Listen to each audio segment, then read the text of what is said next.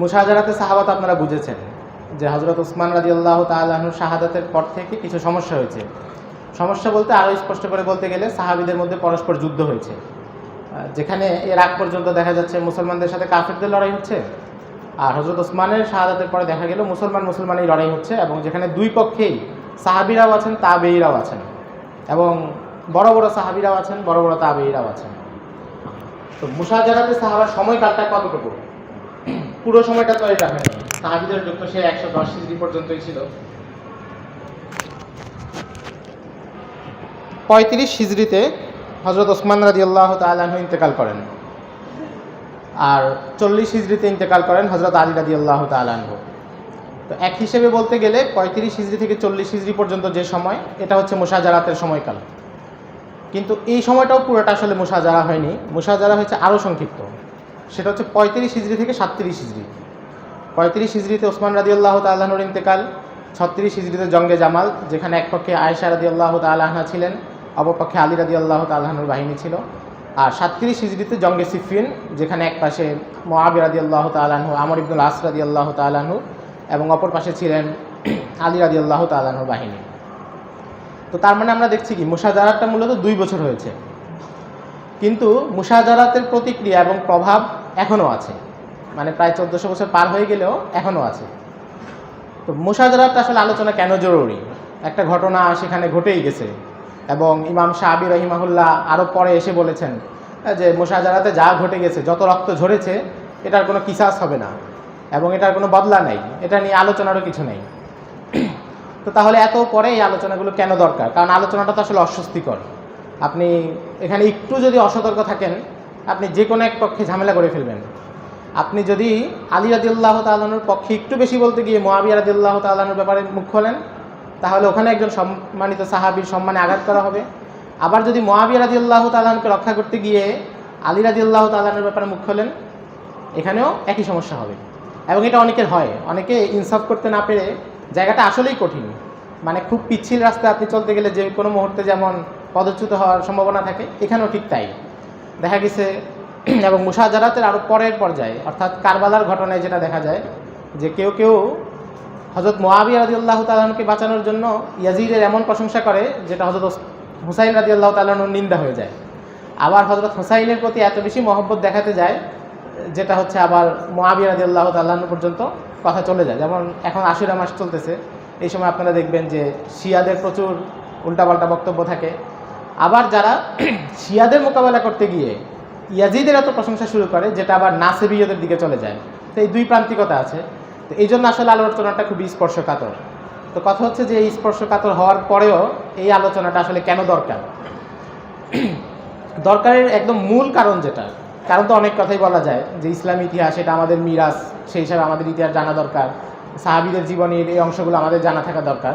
কিন্তু মূল কারণ, মৌলিক কারণ যেটা, সেটা হচ্ছে ইসলামের উপর ইসলামের শত্রুরা যে আপত্তিগুলো করে, যে প্রশ্নগুলো তোলে, সেটা সেকুলার হোক, নাস্তিক হোক, ওরিয়েন্টালিস্ট, মুস্তাশরিকিন হোক, কিংবা রাফিজিরা হোক, তাদের প্রশ্নগুলোর একটা বড় অংশ মুশাজারাত কেন্দ্রিক হয়।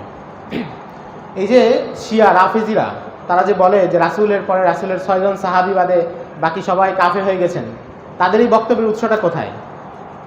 উম্মুল মুমিনিনের উপর তাদের অনেক আপত্তি, অনেক জঘন্য জঘন্য কথা বলে।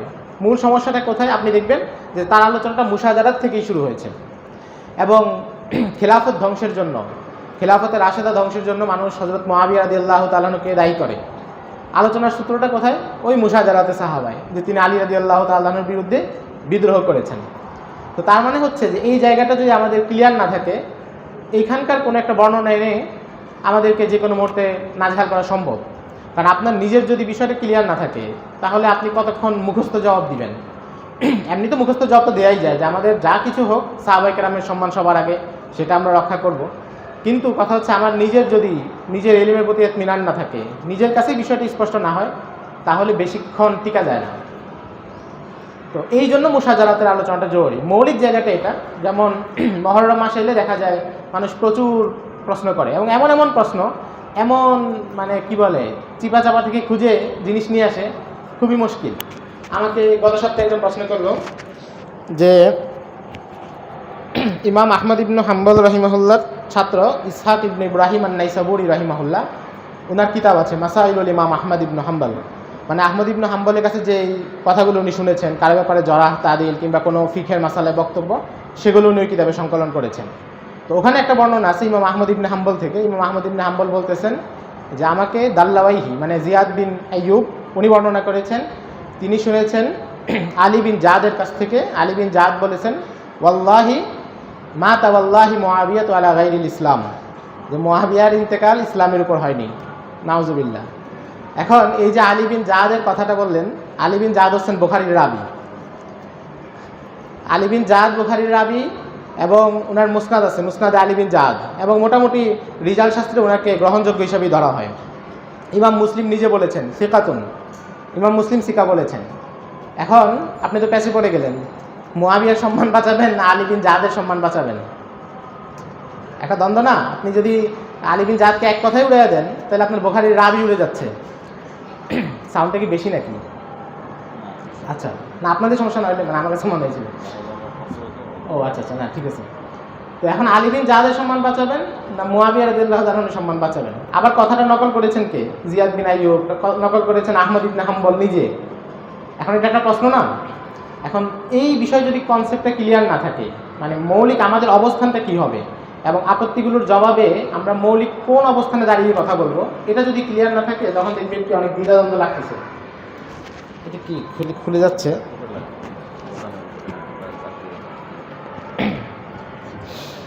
তো এই ধরনের অনেক প্রশ্ন করে, যেমন সহিহ বুখারীতে একটা বর্ণনা আছে আম্মার ইবনে ইয়াসির রাদিয়াল্লাহু তাআলা আনহুকে নবীজি বলেছেন তাকতুলহুল ফিয়াতুল বাগিয়া, যে তাকে বিদ্রোহীদের একটা দল হত্যা করবে, ইয়াদউহুম ইলাল জান্নাতি ওয়া ইয়াদউনাহু ইলান নার। আম্মার তাদেরকে জান্নাতের দিকে ডাকবে আর তারা আম্মারকে জাহান্নামের দিকে ডাকবে। এখন এটা একদম স্বতঃসিদ্ধ কথা যে আম্মার ইবনে ইয়াসিরের শাহাদাত হয়েছে মুআবিয়া রাদিয়াল্লাহু তাআলা আনহুর বাহিনীর হাতে। যে ব্যক্তি ওনাকে হত্যা করেছে সে হযরত মুআবিয়া রাদিয়াল্লাহু তাআলা আনহুর বাহিনীর লোক ছিল। ইমাম দারাকুতনি বলেছেন, ইবনে হাজার আসকালানি বলেছেন, ইবনে খালদুন বলেছেন, সবাই বলেছেন। এখন আপনি কি বুখারীর হাদিস রক্ষা করবেন নাকি হযরত মুআবিয়া জাহান্নামের দিকে ডাকছেন সেখান থেকে রক্ষা করবেন? মানে এটা উভয় সংকট। মানে যদি বিষয়টা জানা না থাকে তাহলে দেখবেন এটা একটা উভয় সংকট, এবং এই উভয় সংকটের পরে অনেকে হাদিসকে অস্বীকার করে ফেলেন। মানে কেউ কেউ হযরত মুআবিয়া রাদিয়াল্লাহু তাআলার পক্ষে বাঁচানোর জন্য ওনারা বলেন যে না, হাদিসটাই সহি না। তো এগুলো হচ্ছে যে ঝামেলাটা কোথায় হয়, যে যদি আমার কাছে স্পষ্ট না থাকে তখন হচ্ছে আমি গায়ের জোরে কিছু একটা বলতে হয়। তো এই জন্য আমাদের কাছে মৌলিকভাবে এই বিষয়গুলো ক্লিয়ার থাকা দরকার। অনেক মানে মুশাজারাত তো আমি দুইটা বললাম, মানে এই ধরনের প্রচুর প্রশ্ন আছে। যেমন নবীজি একটা হাদিসে বলেছেন যে আমার স্ত্রীদের মধ্যে একজনকে দেখে বাওয়াব নামক স্থানের কুকুর ডাকবে। তো এটা হচ্ছে উম্মুল মুমিনিন যখন বসরায় যাচ্ছিলেন সেনাবাহিনী নিয়ে, তো পথে উনি ওই স্থানে আসার পরে কুকুর ডাকা শুরু করছে, তখন উম্মুল মুমিনিনের ওই হাদিসের কথা মনে পড়ছে। তো এটা দিয়ে শিয়ারা বলে যে এই যে নবীজি যে কথা বলছেন ওইটাই তো হলো, ওনাকে দেখে কুকুরও ডাকছে। এখন এই ব্যাখ্যা থেকে বাঁচানোর জন্য আবার অনেকে করে কি হাদিসটি অস্বীকার করে ফেলে যে না এই হাদিস সহি না, অথচ হাদিস সহি, অনেক কিতাবে আছে মুহাদ্দিসিনরা সহি বলেছেন। তার মানে ব্যাপারটা কি? তার মানে ব্যাপারটা হচ্ছে যে আমাদেরকে হাদিসটা ব্যাখ্যা জানতে হবে এবং এখানে আমাদের অবস্থান কি সেটা জানতে হবে। তো আমাদের দর্শে নিজামিতে একটা যে বিষয় হয় সেটা হচ্ছে যে আমরা যখন সিয়াসিত্তা পড়ি তখন সাধারণত ফিকহি দিকটাকে আমরা গুরুত্ব দিই, মানে এখানকার হাদিসগুলো থেকে মাসলা ইসতিনবাত আমাদের মাযহাবের পক্ষে যে আলোচনা সেটা নিয়ে আলোচনা হয়।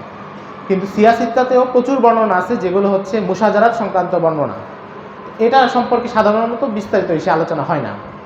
তো তখন হয় কি যে সিয়াসিত্তার ভিতর থেকে আপনাকে কোনো বর্ণনা আনতেছে, আপনি বলতেছেন যে ভাই তারিখ ও তাবারিতে অনেক ধরনের বর্ণনা আছে, আল বিদায়া ওয়ান নিহায়াতে অনেক ধরনের বর্ণনা আছে। তো তারা বলবে ঠিক আছে তোমাকে তারিখের কিছু দিব না, হাদিস থেকেই দিচ্ছি। হাদিস থেকে কি দিচ্ছে যে মুআবিয়া রাদিয়াল্লাহু তাআলা আনহু তো সবসময় আলী রাদিয়াল্লাহু তাআলা আনহুকে গালমন্দ করতেন। দলিল কি? এই যে দেখো সহিহ মুসলিমের হাদিস, সাদ ইবনে আবি ওয়াক্কাসকে তিনি জিজ্ঞাসা করছেন যে কি খবর, আপনি আলী রাদিয়াল্লাহু তাআলা আনহুকে গালমন্দ করেন না কেন? এটা মানে কি বুঝাচ্ছে? যে তিনি এটার সাপোর্টে এবং সাদ ইবনে আবি ওয়াক্কাস কেন গালমন্দ করেন না সেটা জিজ্ঞাসা করতেছেন। তো এটা তো একদম মুসলিমের হাদিস, দলিল নাও। এভাবে মুশাজারাতের অনেক আলোচনা সিয়াসিত্তা থেকে তারা প্রশ্ন করে, সিয়াসিত্তার বিভিন্ন বর্ণনা এনে প্রশ্ন করে। তো আসলে এখানে মুশাজারাতের যে বিষয়টা, এখানে আপনার প্রত্যেকটা আলাদা আলাদা জবাব জানার দরকার নাই। আপনার যদি মৌলিক কিছু জিনিস আপনার সামনে থাকে এবং সেটা আপনি আত্মস্থ করতে পারেন তাহলে দেখবেন যে সব শাখা প্রশাখা ওখান থেকেই ফেলে দিতে পারতেছেন। মানে ওই যে ফাআলা ফাআলা ওজন যদি মুখস্থ করেন, এবার যেই শব্দই আসে এখানে ফেলে তো ভেঙে করে নিতে পারবেন, এমন হচ্ছে আর কি মূল বিষয়টা। মুশাজারাতের আমরা ইতিহাসটা আলোচনার পূর্বে আমরা কয়েকটা মূলনীতি বলি যে আসলে মূলনীতিটা কী হবে। মুশাজারাত সংক্রান্ত যে সাহাবায়ে কেরাম এই পারস্পরিক যুদ্ধ বিদ্রোহ যাই হলো, সেটা হলো একদম প্রথম মূলনীতি হলো যেখানে উভয় পক্ষ যারাই ছিলেন তারা সবাই মুস্তাহিদ ছিলেন, তারা তাদের ইজতিহাদের ভিত্তিতে সিদ্ধান্ত নিয়েছেন, লড়াই করেছেন, এবং এই ইজতিহাদের ভিত্তিতে কারো ইজতিহাদ সঠিক ছিল, কারো ভুল ছিল। কাদের ইজতিহাদ সঠিক ছিল সেটাও আহলুস সুন্নাহ ওয়াল জামাতের ইমামরা বলে গেছেন, সেটা আমরা পরে বলবো। কিন্তু কোনো পক্ষকে গালমন্দ করার, দোষারোপ করার, অপরাধী মনে করার সুযোগ নেই। বিষয়টা কি আপনারা বুঝতে পারছেন? অর্থাৎ উভয় পক্ষের ইজতিহাদ ছিল, কোনো পক্ষকে আমরা গালমন্দ করবো না। কারো পক্ষে গিয়ে আরেক পক্ষকে গালমন্দ করা এবং কারো পক্ষে শুধু এই জন্যই যাওয়া, একটা তো হচ্ছে যে আপনি যখন আলোচনা করবেন তখন আপনি বলে দিবেন যে উনার সিদ্ধান্ত সঠিক ছিল, আর আরেকটা হচ্ছে যে আপনি উনার সিদ্ধান্ত সঠিক ছিল বলার ইচ্ছা করছেন কেন, যেন আরেকজন যে ভুল ছিল ওটা একটা আক্রমণ করার সুযোগ পান, এই জন্য বলার সুযোগ নেই।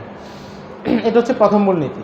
দ্বিতীয় মূলনীতি হলো যে একদিকে যখন সাহাবী থাকে আর অপর দিকে অনেক বড় ইমাম, ফকিহ, মুফাসসির, মুহাক্কিক, মুদাক্কিক, মুহাদ্দিস, অনেক বড় মানুষ, উনার কোনো মন্তব্য যদি সাহাবায়ে কেরামের বিরুদ্ধে থাকেও, তো আপনি ওই ইমামকে বাঁচানোর টেন্ডার নেওয়ার কোনো দরকার নেই, ইমামকে বাঁচানোর ঠিকাদারি নেওয়ার কোনো দরকার নেই, আপনি বাঁচাবেন সাহাবীকে। যেমন যে আমি আলী ইবনে জাদের বর্ণনার কথা বললাম, তো আলী ইবনুল জাদের এই বর্ণনা কোনো ইমাম বাঁচান নাই, বরং সবাই তার ব্যাপারে বলে গেছেন যে না, এই লোক ঝামেলা। ইমাম আহমদ ইবনে হাম্বল বলছেন যে তার কাছ থেকে আমি হাদিসই লিখবো না, উনি ওনার ছেলেকেও নিষেধ করছেন যে তুমি যে হাদিস লিখো না। তো আলী ইবনুল জাদ রাবি হিসেবে নির্ভরযোগ্য, কিন্তু ওনার মধ্যে যে সাহাবায়ে কেরামের গালমন্দ করার সমস্যা ছিল এটা ইমামরা বলে গেছেন। আপনারা সিয়ারু আলামিন নুবালাতে আলী বিন জাদের জীবনী দেখলে দেখবেন যে ইমাম মুসলিম তাকে বলছেন যে সিকা, এরপরে বলছেন জাহমিয়া ছিল। এবং উকাইলি রাহিমাহুল্লাহ কিতাবুদ দুআফার লেখক যিনি, তিনিও বলছেন যে না, এই লোকের ঝামেলা আছে, এই লোক থেকে করা যাবে না, সব নির্ভরযোগ্যভাবে নেওয়া যাবে না। কিন্তু আমাদের অনেক সময় হয় কি যে কোনো ইমামের বক্তব্য আনলে কেউ তা আমরা একটু টেনশনে পড়ে যায় যে এত বড় ইমাম কি ভুল কথা বললেন নাকি। এই ভুলটা কখনো করা যাবে না। সাহাবায়ে কেরামের সম্মান কোরআনে ঘোষণা হয়েছে, এরপরে যদি কোনো ইমাম, অনেক লেখকের লেখায় পাওয়া যায়, তো তাদের লেখাকে আমার প্রমাণ করার দরকার নেই, প্রমাণ করার সুযোগই নেই। সাহাবায়ে কেরামের সম্মান কোরআনুল কারিমে ঘোষণা হয়ে গেছে। এখন কোনো বড় ইমাম তিনি যদি সাহাবায়ে কেরামের ব্যাপারে কোনো বিরূপ মন্তব্য করেন, এটা হলো তার দুর্বলতা, এটা সাহাবায়ে কেরামের দুর্বলতা না। বুঝতে পারছেন? যত বড় ইমাম সাহাবায়ে কেরামের উপর মন্তব্য করবেন তা আপনি কি বলবেন? যেটা ওনার জাল্লাত, এটা ওনার পদস্খলন, কিন্তু উনার এই বক্তব্য সাহাবায়ে কেরামের ইয়ে না। যেমন যেহেতু আপনাদের দর্শী আলোচনা, ওই জন্যই বলি, পাকিস্তানের সৈয়দ আবুল আলা মওদুদি রাহিমাহুল্লাহ উনি একটা বই লিখেছেন খিলাফত মুলুকিয়ত। তো এই বইতে উনি কিছু ঝামেলা করেছেন মুশাজারাত সংক্রান্ত আলোচনায়। তো এটার জবাব পরে তাদের ওলামায়ে দেওবন্দের পক্ষ থেকেও দেওয়া হয়েছে, তাদের পক্ষ থেকেও দেওয়া হয়েছে। তো তাদের পক্ষ থেকে যারা জবাব দিয়েছে তাদের মানসিকতাটা কী ছিল? তাদের মানসিকতা ছিল যে মওদুদি সাহেব যে সঠিক বলছেন এটা প্রমাণ করতে হবে, এটার পক্ষে তারা হাজারটা দলিল একত্র করেছেন। অথচ উচিত তো ছিল যে সাহাবায়ে কেরামের সম্মান রক্ষার পক্ষে আপনি হাজারটা দলিল উপস্থাপন করবেন, এটা না। মূল কাজ কি? সাহাবায়ে কেরামের সম্মান রক্ষা করা। মওদুদি সাহেব ভুল করতেই পারেন, তুমি তো উম্মার সাধারণ একজন মানুষ। তো এই জিনিসটা আমাদের মাথায় রাখতে হবে যে কারো মন্তব্য দেখে ঘাবড়ানো যাবে না। তো প্রথম মূলনীতি কি বললাম যে দুই পক্ষে ইজতিহাদ ছিল। দ্বিতীয় মূলনীতি যে কোনো আলেমের বক্তব্য দিয়ে তাদের কাউকে করা যাবে না। 3 নম্বর মূলনীতি, সাহাবায়ে কেরামের মধ্যে ফজিলতের ক্ষেত্রে যে স্তর ছিল এটা তো আপনারা জানেন। প্রথমে খোলাফায়ে রাশেদা, তারপরে আশারায়ে মুবাশশারা, এই স্তরটাকেও মানতে হবে। এই স্তরটার ক্ষেত্রে আমাদের যে আকীদা সেটাই আমরা ফলো করব। 4 নম্বর, ইতিহাসের কোনো কিতাবে বা কোনো ইমামের কোনো কিতাবে কোনো বর্ণনা থাকার অর্থ এটা না যে ওই ইমাম এই কথার সাথে একমত। মানে কোনো বর্ণনা আছে বলেই আপনি যদি মনে করেন যে এত বড় হুজুরের কিতাবে আছে, বর্ণনা কি? যেমন দেখেন, উদাহরণস্বরূপ বলি, আমরা যদি এখন একটা বই লিখি তাহলে কোনো নাস্তিকের কথাও তো আমি কোট করতে পারি, এখানে উদ্ধৃতি দিতে পারি যে অমুক নাস্তিক এই কথাটা বলে। এখন তার মানে কি আমি তার কথার সাথে একমত? যেমন ওই যে আলী বিন জাদের যে বর্ণনার কথা বললাম, ইমাম আহমদ উনার এই বর্ণনাটা নকল করছেন শুধু এই জন্য যে এই লোক এই ধরনের চিন্তা করে, এটা প্রমাণের জন্য, তার কথা সত্যায়নের জন্য না। মানুষ যখন কারো কথা উদ্ধৃত করে তখন প্রথম একটা মৌলিক উদ্দেশ্য থাকে, হয়তো তাকে রদ করবে এই জন্য আগে কথাটা উদ্ধৃত করছে, অথবা ওই লোক কী চিন্তা করে সেটা বোঝানোর জন্য এই কথাটা উদ্ধৃত করে। কারণ আমরা বললাম যে বাংলাদেশের অমুক অধ্যাপক তিনি এটা বলেন, তার মানে কি সে যে চিন্তা করে এটা চিহ্নিত করতেছি এই জন্য। তো ইতিহাসের কোনো কিতাবের বর্ণনা দেখেই ঘাবড়ানোর কিছু নেই। বর্ণনা আসলেই তারিখে তাবারিতে একটা বর্ণনা আসছে, এর মানে ইমাম তাবারির আকীদা এটা ছিল, ইমাম তাবারির অবস্থান এটা ছিল, ব্যাপারটা এমন না। বরং আপনি দেখবেন যে বর্ণনার সনদ কি, ইমাম তাবারির অন্য অন্য অবস্থান কি, সব মিলিয়ে তারপরে বিচার করতে হবে। অনেক সময় এটা হয় যে মানুষকে যে ইতিহাসের কিতাব খুলে দিলে, রেফারেন্স দিলে তখন অনেকে একটু থমকে যায় যে বর্ণনা তো আছে, বর্ণনা আছে কিন্তু থাকলেই প্রমাণিত না, আপনি সনদ দেখতে হবে। আবার যদি সনদ সহি হয় এরপর দেখা যায় যে তাবিল আছে, হয়তো সনদ সহি না, অথবা সনদ সহি কিন্তু তাবিল আছে, অথবা তাবিল নেই, ঠিক আছে, এটা মানবিক দুর্বলতা যেটার কারণে অনেক বড় আঘাত করার সুযোগ নেই। পঞ্চম মূলনীতি, যে আসলে সাহাবায়ে কেরাম সম্পর্কে নেতিবাচক যে বর্ণনাগুলো আছে, নেতিবাচক বর্ণনা এগুলো মোটামুটি 90 থেকে 92 ভাগই বানানো। মানে মোটামুটি নেতিবাচক একটা বর্ণনা শুনলে আপনি যদি বাদ দিয়ে দেন তাহলে মোটামুটি 80 ভাগ সম্ভাবনা আছে যে আপনার কথা সঠিক হবে। মানে বেশিরভাগই বানোয়াট, 90 থেকে 92 ভাগ। বাকি 3 থেকে 4 ভাগ আছে যেগুলোর তাবিল আছে। যেমন তারা খুব একটা বর্ণনা আনে শিয়ারা এবং শিয়া প্রভাবিত লোক যারা, যে মুআবিয়া রাদিয়াল্লাহু তাআলা আনহু যে নবীজি বলছেন একবার কয়েকবার ডাকছেন, উনি খাবার খাচ্ছিলেন, উনি আসেন নাই, পরে নবীজি বলছেন তার পেট কখনো পূর্ণ না হোক। তো তারা বলে যেটা বদদোয়া ছিল, অথচ এটা আসলে বদদোয়া না, এটা দোয়া। আপনারা দেখবেন সহিহ মুসলিমে বাবু আছে লানাতুর রাসূল দুআউর রাসূল, যে রাসূলের লানতটাও দোয়া। নবীজি রাগ করলে কি বলতেন না তোমার মাথা ধুলোয় পতিত হোক, এটা কি অনেক বড় বদদোয়া, বরং বেশি সিজদার তৌফিক দিক আল্লাহ। তো তার মানে কি এখানে তাবিল আছে, বাহ্যিকভাবে মনে হচ্ছে একরকম কিন্তু আসলে এখানে তাবিল আছে, কয়েক পার্সেন্ট আছে এগুলো তাবিল আছে। আর বাকি 2-1% বর্ণনা যেটা হচ্ছে আসলেই সব দিক, তাবিলও নাই, বর্ণনাও জাল না, বর্ণনাও সহি এবং নেতিবাচক কথা আছে। এটার মূল বিষয় হচ্ছে যে সাহাবায়ে কেরামের ব্যাপারে আমাদের আকীদা কি, তারা কি নবীদের মতো নিষ্পাপ? নিষ্পাপ না, তাদের দ্বারা ছোটোখাটো গুনাহ হয়েই যেতে পারে, কিন্তু তারা মাগফুর, দুনিয়াতেই ক্ষমা পেয়ে গেছেন, ক্ষমাপ্রাপ্ত। কিন্তু তাদের 2-1টা গুনাহ হইতে পারে। সাহাবায়ে কেরামের মধ্যে অনেকে জিনা করছেন না, জিনার শাস্তি নবীজি দিচ্ছেন না। তো এখন এর মানে কি এটা যে জিনাতে কোনো তাবিলও নেই, বর্ণনাও সহি? আপনারা কি বিষয়টা বুঝতে পারছেন? আরেকবার বলি যে 90 থেকে 92% বর্ণনা এগুলো একদম বানোয়াট, জাল। 3-4% আছে যেটা হচ্ছে তাবিল আছে, বাহ্যিকভাবে খারাপ মনে হচ্ছে কিন্তু আসলে ব্যাখ্যা আছে। আর এরপরে 2-1% হচ্ছে যে না তাবিল নেই কিন্তু মানবিক দোষ হিসেবে সাহাবায়ে কেরাম থেকে হয়তো কোনো একটা অপরাধ প্রমাণিত, কোনো একটা ভুল প্রমাণিত, কিন্তু এটা প্রমাণিত হইলেই কি সাহাবায়ে কেরাম তো ক্ষমাপ্রাপ্ত, সবাই মাগফুর, সাহাবায়ে কেরাম সবাই মাগফুর, ব্যাস ঝামেলা নাই। এটা হচ্ছে, তো এই হচ্ছে 5টা মূলনীতি গেল, এটা আপনারা একটু মনে রাখবেন। এবার আসি যে মুশাজারাত সংক্রান্ত যে আলোচনা, এই আলোচনাগুলো আমাদের কাছে আসছে কিভাবে। মানে আমি মুশাজারাত ঘটেছে সেই 35 থেকে 37 হিজরিতে, আমরা এখন কত হিজরিতে আছি? হ্যাঁ, তাহলে 1444 হিজরি, তার মানে প্রায় 1400-এর বেশি বছর। তো আমাদের কাছে আসলে আমরা কীভাবে পেয়েছি, কাদের মাধ্যমে? এই আলোচনাটা দরকার, কারণ হচ্ছে আসার যে তুরুকগুলো আছে, আসার যে পথগুলো আছে, এটা চিনলে তাইলে আমাদের অনেক কিছু যাচাই করা সহজ হয়ে যাবে, খুব সহজে। মুশাজারাতের বর্ণনা আমাদের কাছে মোটামুটি 11 জনের মাধ্যমে আসছে, 11 জন বর্ণনাকারীর মাধ্যমে মুশাজারাতের বর্ণনাগুলো আমাদের কাছে আসছে। এই 11 জনের মধ্যে ভালো মানুষ আছে, খারাপ মানুষও আছে। 11 জনের প্রথম 4 জন এরা হচ্ছে খুবই বাজে লোক, মানে খুবই খারাপ লোক এবং খুবই দুর্বল মানুষ, এদের বর্ণনা নেয়ারই সুযোগ নেই। নেয়ার সুযোগ নেই বলতে মানে সাহাবায়ে কেরামের ব্যাপারে কোনো নেতিবাচক মন্তব্য থাকলে নেওয়ার সুযোগ নেই, কিন্তু তারা যদি এমন কোনো কথা বলে যেটা দ্বারা সাহাবায়ে কেরামের কোনো ভালো দিক উল্লেখ হয় তাহলে সেটা নেওয়া যায়। আপনারা তো একটা বিষয় জানেন যে হাদিসের ক্ষেত্রে মুহাদ্দিসিনরা হাদিসের সনদ মতন এগুলো যেভাবে যাচাই করেন এবং যেভাবে শক্তভাবে ধরেন, তারিখের ক্ষেত্রে এমন না, তারিখের ক্ষেত্রে ছাড় আছে, এবং তারিখের ক্ষেত্রে যদি ছাড় না দেন তাহলে আর তারিখই থাকে না। এখানে এই পাকিস্তানের একজন বড় আলেম এবং ইতিহাস লেখক মাওলানা ইসমাইল রেহান, উনি একটা সুন্দর উদাহরণ দিয়েছেন। কিছুদিন আগে উনি জামিয়া বিন্নুই টাউনে একটা আলোচনা করেছেন, তো ওই আলোচনায় শুনলাম, সুন্দর। তো উনি বললেন যে ওখানকার উদাহরণ দিয়েছেন যে এখানকার রাস্তায় ধরেন একটা ঘটনা ঘটছে, হয়তো একটা গাড়ি অ্যাক্সিডেন্ট হয়েছে বা কিছু হয়েছে।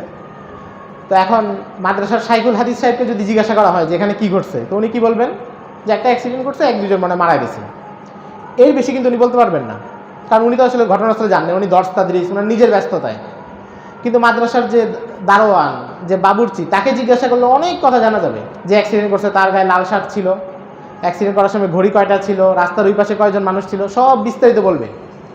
কিন্তু আপনি বলেন যে মাদ্রাসার শাইখুল হাদিস সাহেবের যেই মেধা আর দারোয়ানের মেধা, দুজনের মেধা কি এক? দুজনের জব্দ কি এক?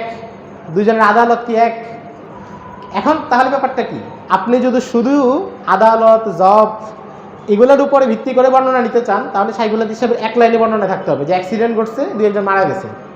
আর যদি পুরো ঘটনা সাজাইতে চান, তাহলে দারোয়ানের বর্ণনাটাও নিতে হবে, যার আদালত ওই পর্যায়ে না, কিন্তু সে বলতেছে অনেক বেশি।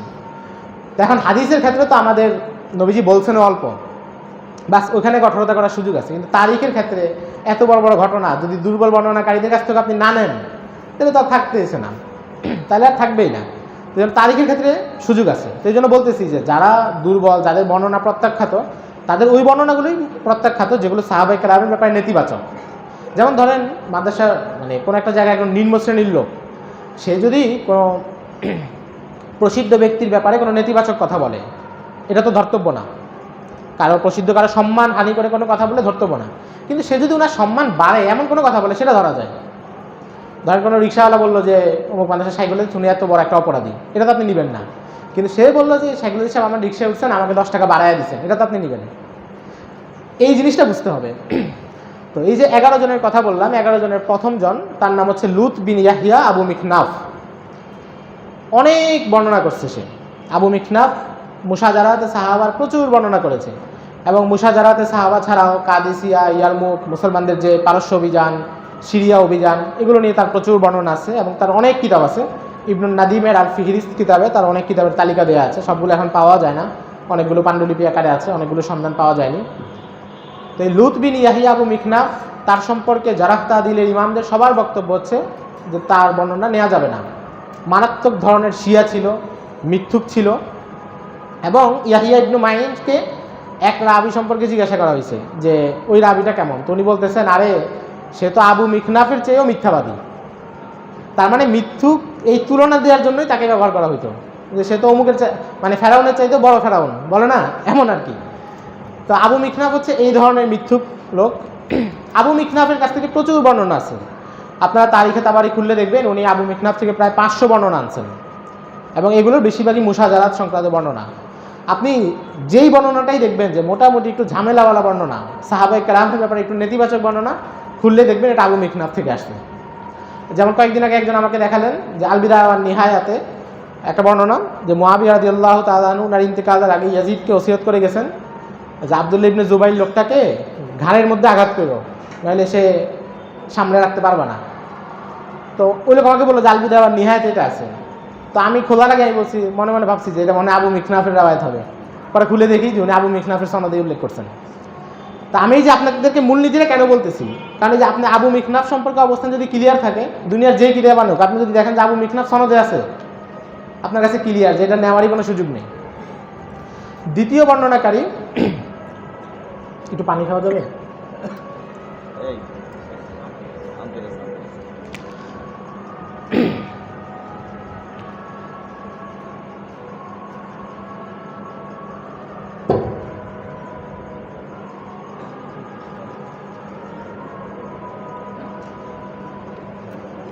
এখানে রাখলে সুবিধা হবে।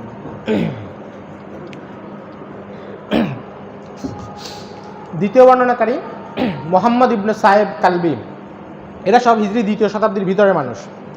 আবু মিখনাফের ইন্তেকাল 150 হিজরির পরে। হিশাম বিন মোহাম্মদ বিন সাহেব কালবি, এই লোক হচ্ছে দ্বিতীয় বর্ণনাকারী, একই রকম মিথ্যুক, প্রতারক, শিয়া। তো মোহাম্মদের ছেলে হচ্ছে হিশাম, হিশাম বিন মোহাম্মদ বিন সাহেব কালবি, 3 নম্বর রাবি। প্রথমটা তো বললাম আবু মিখনাফ, মোহাম্মদ বিন সাহেব কালবি, 3 নম্বর হিশাম বিন মোহাম্মদ বিন সাহেব কালবি। বাপ বেটা দুইজনই একই নৌকার মাঝি। বা আমি যেগুলো বলতেছি এগুলো হচ্ছে সবই আপনাদের জরা তাদিল শাস্ত্রের কিতাবের মূল খোলাসাটা বলতেছি। আপনাদের সামনে তো কিতাব আছে, আপনারা এটা মুরাজাত করে নিতে পারবেন ইনশাআল্লাহ। 4 নম্বর হচ্ছেন ওয়াকিদি। ইমাম ওয়াকিদির কথা আপনারা জানেন, ফুতুহুস শামের লেখক।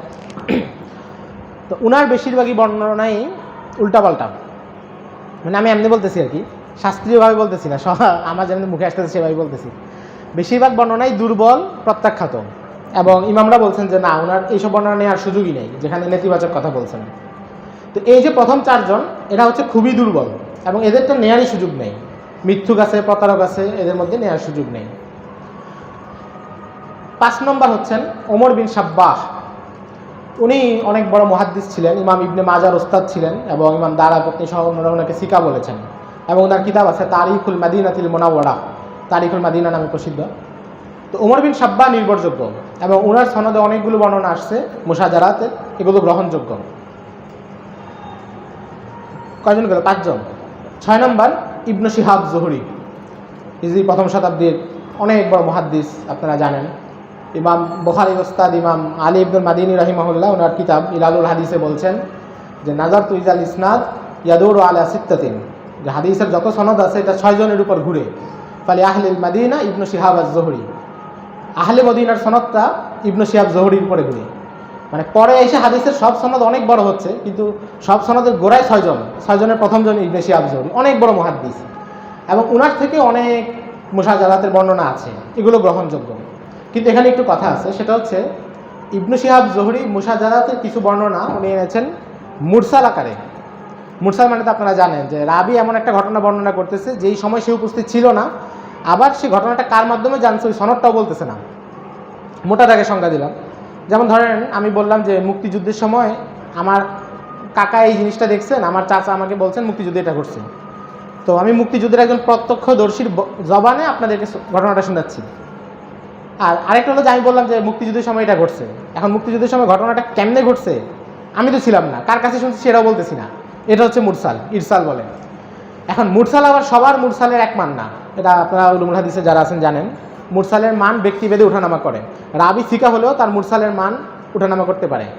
তো ইবনে শিহাব জুহরির মুরসাল আবার দুর্বল, এবং ইয়াহিয়া ইবনু মাইন তো একটু কঠোরভাবেই বলছেন যে ইরসাল জুহরি হুয়া বিমানজিলাতির রিহ, যে ইবনে শিহাব জুহরির যে মুরসাল এটা হলো বাতাসের মতো, কোনো ভ্যালু নেই।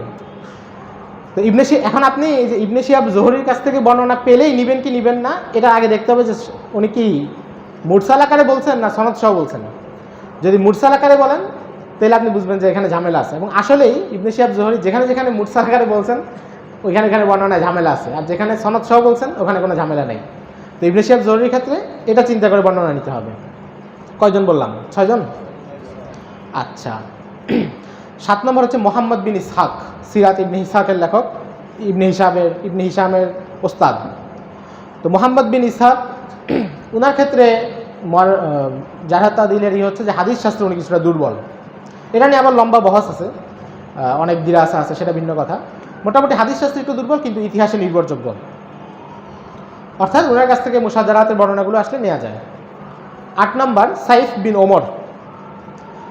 সাইফ বিন ওমর সম্পর্কে ইবনে হাজার আসকালানি বলছেন যে দাইফুন ফিল হাদিস আমিদাতুন ফিত তারিখ, হাদিসে অনেক দুর্বল, ইতিহাসে অনেক মজবুত পিলার। মানে হাদিসে দুর্বল, হাদিস নেওয়ার ক্ষেত্রে চিন্তা ভাবনা করে নিতে হবে, সব দিরাসা করে নিতে হবে, কিন্তু ইতিহাসে অনেক বড় মানুষ। তো সাইফ বিন ওমর থেকেও যে বর্ণনাগুলো আছে সেগুলো নেওয়া যায়। 8 জন গেল। 9 নম্বর মোহাম্মদ ইবনু সাদ, আত-তাবাকাতুল কুবরার লেখক, যেটা তাবাকাত ইবনে সাদ নামে পরিচিত। উনি সিকা রাবি, নির্ভরযোগ্য রাবি, কিন্তু ঝামেলা হচ্ছে যে ওনার তাবাকাত ইবনে সাদে উনি ওই যে আগে যে 4 জনের কথা বলছি মার্কা মারা লোক, ওই 4 জন থেকে কিছু বর্ণনা উনি আনছেন। তো এই জন্য ওনার কিতাবে কোনো বর্ণনা আছে বলেই নেওয়ার সুযোগ নেই, আগে দেখতে হবে যে এখানে উনি কোন সনদে আনছেন। কয়জন হলো ভাই? 9 জন। আরেকজন হচ্ছেন আবুল হাসান মাদাইনি, উনাকে ইমাম জাহাবি সহ ওনারা সবাই সিকা বলছেন, নির্ভরযোগ্য বলছেন। মোটামুটিভাবে মাদাইনি বর্ণনা নেওয়া যায়, কিন্তু মাদাইনির 2-1টা বর্ণনা আছে যেটা আবার একটু অন্যরকম। যেমন একটা বিখ্যাত বর্ণনা যেটা আল বিদায়া ওয়ান নিহায়া সহ অনেক জায়গায় আসছে, শিয়ারা মহরমে খুব বেশি করে এটা নিয়ে, সেটা হচ্ছে যে ইয়াজিদ যখন হাররায় আক্রমণ করে, মদিনায় আক্রমণ করে কারবালার ঘটনার পরে, তো মাদাইনি বলছেন যে হাররায় 3 দিনে 1000 মহিলাকে ধর্ষণ করা হয়েছে। এখন বর্ণনাটা তো আসলে একটু জটিল, মানে আপনি চিন্তা করেন হিজরি 1ম শতাব্দীর খাইরুল কুরুনের যুগের মদিনা, সেখানে একটা বাহিনী এসে 1000 মহিলাকে ধর্ষণ করছে, ব্যাপারটা তো মানে আসলেই মানে মেনে নিতে একটু কষ্ট হয়। তো মাদাইনির এই বর্ণনার উপরে আবার মুহাদ্দিসদের বিভিন্ন জনের আপত্তি আছে। বাকি মদিনায় 2-1টা ধর্ষণের ঘটনা ঘটছে যেটা আবার সহিহ সনদ দ্বারা প্রমাণিত, সংখ্যাটা এত বেশি না, কিন্তু টুকটাক কিছু ঘটছে। তো মাদাইনির ব্যাপারে হচ্ছে যে মোটামুটি 90-95 ভাগ নেওয়া যায়, বাকি 2-1টা বর্ণনায় একটু সতর্কতার সাথে দিরাসা করে নিতে হবে। কয়জন গেল? 10 জন। আচ্ছা, বাদ পড়লো কে?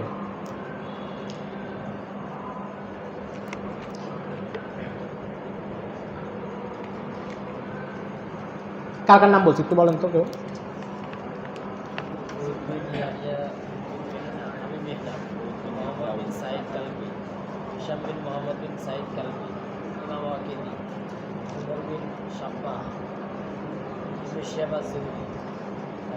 ও আচ্ছা, মনে পড়ছে, খলিফা ইবনে খাইয়াত, বুখারীর রাবি এবং অনেক বড় মুহাদ্দিস। ওনার কিতাব আছে তারিখে খলিফা ইবনে খাইয়াত। তো উনি শতভাগ নির্ভরযোগ্য মানুষ এবং ওনার যে তারিখে খলিফা ইবনে খাইয়াত আছে সেখানেও উনি শতভাগ নির্ভরযোগ্য বর্ণনাগুলো এনেছেন, একদম হাদিসের মতো মান যাচাই করে এনেছেন। এই হচ্ছে 11 জন রাবি। 11 জন পাইছেন আপনারা বুঝে? আচ্ছা, তো এই 11 জন রাবি থেকেই মুশাজারাতের বর্ণনাগুলো আমাদের কাছে আসছে। তো তার মানে আমরা কি দেখলাম, যে প্রথম 4 জন হচ্ছে এক বাক্যে ফেলে দেওয়ার মতো, আর বাকি 4 জন, কত, 7 জন, বাকি 7 জনের অনেকে আছে একদম নির্ভরযোগ্য, আর অনেকে আছে যে একটু সতর্কতার সাথে নিতে হবে তাদের। মানে এটা তো হয়ই যে একজন মানুষের সব কথাই তো নেওয়া যায় না, মাঝে মধ্যে কিছুটা হয়। তো মোটামুটি হচ্ছে এই 11 জন। এবার দেখি যে কোন কিতাবগুলোর মাধ্যমে আমাদের কাছে আসছে, যে কিতাবগুলো থেকে আমরা মুশাজারাতের ইতিহাসগুলো পাই, এই 11 জনের বর্ণনাগুলো কোন কিতাবগুলোতে সংকলিত হয়েছে। প্রথম কথা হলো এদের কারোটা তো সিয়াসিত্তাতে সংকলিত হয়েছে। এই যে ইবনে শিহাব জুহরি, খলিফা ইবনে খাইয়াত, এদের বিভিন্ন বর্ণনা সিয়াসিত্তাতে আসছে। ওমর বিন সাব্বার বর্ণনাও আসছে। তো হাদিসের ক্ষেত্রে তো আপনারা জানেনই হাদিসের সনদ কীভাবে যাচাই করতে হবে, কীভাবে কি, সেটা তো পরিচিত আলোচনা, ওটা নিয়ে আর বেশি কিছু বলার নাই। এবং হাদিসের কিতাবের কোন কিতাবের মান কেমন সেটা তো পরিচিত আলোচনা। তারিখের কিতাবগুলো নিয়ে বলি। প্রথম কিতাব হচ্ছে তারিখে তাবারি, 310 হিজরিতে ওনার ইন্তেকাল, হিজরি 4th শতাব্দীর। মোটামুটি আমাদের সামনে অন্য যে তারিখের কিতাবগুলো আছে এগুলোর প্রধান উৎস কিন্তু তারিখে তাবারি। আমরা আল বিদায়া ওয়ান নিহায়া বলি, কিন্তু আল বিদায়া ওয়ান নিহায়া তো আরও পরের মানুষ। ইবনে কাসিরের ইন্তেকাল 774 হিজরিতে। তো উনি মূলত তারিখে তাবারিকেই সংক্ষেপিত করে বর্ণনাগুলো নিয়েছেন। আল কামিল ফি তারিখ আছে ইজ্জুদ্দিন ইবনুল আসিল আল জাজারি রাহিমাহুল্লাহ, 630 হিজরিতে ইন্তেকাল। ইমাম জাহাবি, ওনার ইন্তেকাল 748 হিজরিতে। সবাই অনেক পরে মানুষ। ইবনে খালদুন, জালালউদ্দিন সুয়ুতি, সব পরের মানুষ। মোটা দাগে তারিখে তাবারি থেকে নিয়েছেন। তারিখে তাবারিতে তাবারির ভূমিকাতে আপনারা জানেন যে ইমাম তাবারি রাহিমাহুল্লাহ বলছেন যে আমার এখানে এমন কিছু বর্ণনা আনছি যেটা দেখলে পাঠক নিজে অবাক হয়ে যেতে পারে। কেমন অবাক করা বর্ণনা? যেমন ওখানে একটা বর্ণনা আছে যে দাউদ আলাইহিস সালাম একবার ওনার এক সেনাপতির স্ত্রীকে দেখে প্রেমে পড়ে যান, নাউজুবিল্লাহ। সেনাপতির স্ত্রী গোসল করতেছিল, উনি ওই অবস্থা দেখে ফেলছেন। এরপর উনি করলেন কি, ওনার সেনাপতিকে যুদ্ধে পাঠিয়ে দিলেন। তো যুদ্ধে সেনাপতি মারা গেলে এরপর উনি সেনাপতির স্ত্রীকে বিয়ে করলেন। তারিখে তাবারি বর্ণনা। কোনো পয়গম্বর সম্পর্কে এটা কি আপনি গ্রহণ করতে পারবেন? এটা আসছে কীভাবে? ওই যে উল্টাপাল্টা লোক, আবু মিখনাফের মতো যারা, এদের মাধ্যমে। তো ইমাম তাবারি এটা বলে দিয়েছেন ভূমিকাতে যে আমার এখানে এমন অনেক বর্ণনা আছে যেটা পাঠক বুঝবে। তো এরপর উনি বলতেছেন যে আসলে এটা আমার পক্ষ থেকে না, আমি বর্ণনাগুলো যেভাবে পাইছি সনদ সহ সেভাবে দিয়ে দিছি, তোমরা চেক করে নাও। ওনাদের উদ্দেশ্য ছিল যে ইতিহাসটাকে সংকলিত করা। যেমন একটা ঘটনা যদি এখন ঘটে, আপনি কিন্তু মূল ঘটনাটা এখন বুঝবেন না। মানে ঘটনা যে মুহূর্তে ঘটে, একটা পুকুরে যখন ঢিল মারলে তো পানি ঢেউ কাঁপতে থাকে, এবং তখন পুকুরের কিনারে যে ঢেউটা বাড়ি খায় সেখানে তো পুকুরের পানির স্তর একটু উঁচু মনে হয় না? এখন পুকুরে পানির স্তর বোঝার জন্য তখন দেখতে হবে যখন হলো সব শান্ত হয়, নাহলে আপনি বুঝতে পারবেন না। তো তাবারির ওই যুগে তখনও ঝামেলা চলতেছিল, নানা ঝামেলা ছিল। তো ওনারা হচ্ছে ইতিহাসটা সংকলন করছেন সনদ সহ, যে পরে তোমরা যাচাই করে নিও। তো এই জন্য তারিখে তাবারিতে কোনো বর্ণনা আসছে দেখেই চোখ বুঝে মেনে নেওয়ার সুযোগ নেই। যেমন যে আবু মিখনাফের কথা বললাম, এনার থেকে প্রায় 500 বর্ণনা আছে তার কাছে। এই হিশাম বিন মোহাম্মদের কাছ থেকে প্রায় 70টার উপরে বর্ণনা নিয়েছেন। এই বর্ণনাগুলোতে প্রচুর ঝামেলা আছে। তারিখে তাবারিতে অনেক উল্টাপাল্টা বর্ণনা আছে। আমাদের কাজ হলো যে যখন বর্ণনা নিব, অন্তত সাহাবায়ে কেরামের এই মুশাজারাত এই বিষয়গুলোতে, তখন বর্ণনা যাচাই করে দেখে শুনে নিব।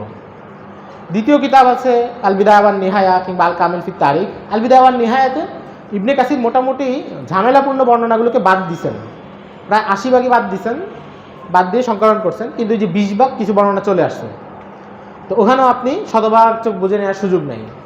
এই জন্য আপনাদেরকে উৎসগুলো চিনিয়ে দিলাম, যে যেই উৎসগুলো থেকে আসতেছে ওইটা আগে খেয়াল করবেন যে এখান থেকে নেওয়া যাবে কি যাবে না। এরপর আল কামিল ফি তারিখ। আল কামিল ফি তারিখে উনি আবার করছেন ইবনে কাসিরের উল্টাটা। উনি করছেন শুরুতে ঝামেলাওয়ালা বর্ণনাই বেশি আনছেন। তারিখে তাবারি সংক্ষেপিত রূপ, কিন্তু সংক্ষেপ করে ঝামেলাওয়ালা যে কথাগুলো এগুলো বেশি আনছেন। এটা হচ্ছে আল কামিল ফি তারিখে। ইবনে খালদুন আবার চেষ্টা করছেন যে মোটামুটি পরিশুদ্ধ তথ্যগুলো দিতে, কিন্তু মাঝে মধ্যে দুই একটা বর্ণনা এসে গেছে। মানে আপনার এটা দোষের কিছু না, কারণ হাদিসের কিতাবেও তো যা মাঝে মধ্যে মাউজু জয়ীফ সব হাদিসের কিতাবে তো একমান না, এখানেও শতভাগ মেনটেন করা যায় না। তো তারিখের কিতাবেও এটা হয়েছে, এটা খুব স্বাভাবিক একটা বিষয়। এগুলো হচ্ছে মোটামুটি আহলুস সুন্নাহ ওয়াল জামাতের ধারার ইতিহাস। এবার শিয়াদের ধারার ইতিহাসের আলাদা বই আছে। আপনারা জানেন যে শিয়াদের প্রত্যেকটা জিনিস কিন্তু আলাদা, তাদের ফিকহের কিতাব আলাদা, তাদের হাদিসের কিতাব আলাদা, তাদের আকীদার কিতাব আলাদা, তাদের ইতিহাসের কিতাবও আলাদা। শুরু থেকেই তারা একটা আলাদা ধর্ম হিসেবেই সব কিছু ইয়ে করেছে। আমাদের যেমন হাদিসের বড় কিতাব হচ্ছে বুখারী মুসলিম, তাদের হাদিসের বড় কিতাব হচ্ছে উসুলে কাফি। আপনারা দেখবেন যে তারা রেফারেন্স দিলে উসুলে কাফি থেকে রেফারেন্স দিবে যে ওখানে হাদিসটা আছে। তো তাদের ধারার ইতিহাসের কিতাব কি? এক নম্বর আছে তারিখ ইয়াকুবি, ইবনুল ওয়াজে আল কাতিব আল আব্বাসির লেখা তারিখ ইয়াকুবি। তো ইয়াকুবি ছিল ইমাম ইয়াশিয়া, এবং তার কিতাবে যত ধরনের উল্টাপাল্টা বর্ণনা আছে সব সে আনছে। আরেকটা আছে মাসুদির লেখা মুরুজুজ জাহাব, 4 খণ্ডে লেখা। মাসুদিও খুব কড়া ধরনের শিয়া ছিল। ইমাম ইবনে তাইমিয়া রাহিমাহুল্লাহ মিনহাজুস সুন্নাতে বলেছেন যে মাসুদির বইতে এত বেশি বানোয়াট কথা আছে, আল্লাহ ছাড়া কারো পক্ষে গণাও সম্ভব না। কি পরিমাণ ভুল কথা আছে চিন্তা করেন, যে আল্লাহ ছাড়া কেউ গুনতে পারবে না, মানে লাইনে লাইনেই ভুল। একটা বইতে 10% ভুল থাকলে আপনি আলাদা করতে পারবেন, যদি 90% ভুল থাকে এখানে তো আপনি ভুল আলাদা করার দরকার নেই, শুদ্ধ যেটা আছে ওইটা আলাদা করলে যথেষ্ট। তো মাসুদির বইতে হচ্ছে এই সমস্যা। তাদের আরেকটা বই আছে নাহজুল বালাগা, যেটা 400 হিজরি পরে সংকলন করছে, এবং তাদের দাবি এটা আলী রাদিয়াল্লাহু তাআলা আনহুর বিভিন্ন বক্তব্য, খুতবা, চিঠি এগুলোর সংকলন, এবং এটার যত কথা আছে সবগুলো আলী রাদিয়াল্লাহু তাআলা আনহুর কথা। কিন্তু বাস্তবতা হলো যে এটা আসলে পরে তাদের দুইজনে মিলে সংকলন করছে, এবং এখানে এমন ইমান বিধ্বংসী কথা আছে যেটা আলী রাদিয়াল্লাহু তাআলা আনহু থেকে আসাই সম্ভব না।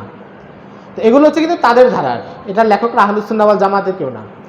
আরও আছে আখবারুত তিওয়াল আছে, আবু হানিফা দিনাওয়ারি, এও শিয়া ছিল, ইমাম তাবারির আগে 250 হিজরি পরে ইন্তেকাল। তো তার কাছ থেকেও মানে তাদের এই কিতাব থেকে কোনো বর্ণনা আসলে আপনি মোটামুটি শুরুতেই বাদ দিতে পারেন। আছে কিতাবুল আগানি আবুল ফারাজ ইস্পাহানি। তো এই লোক এত ভালো মানুষ ছিল যে ইবনুল জাওজি রাহিমাহুল্লাহ আল মুনতাজামে লিখছেন যে 40 দিন গোসল করতো না।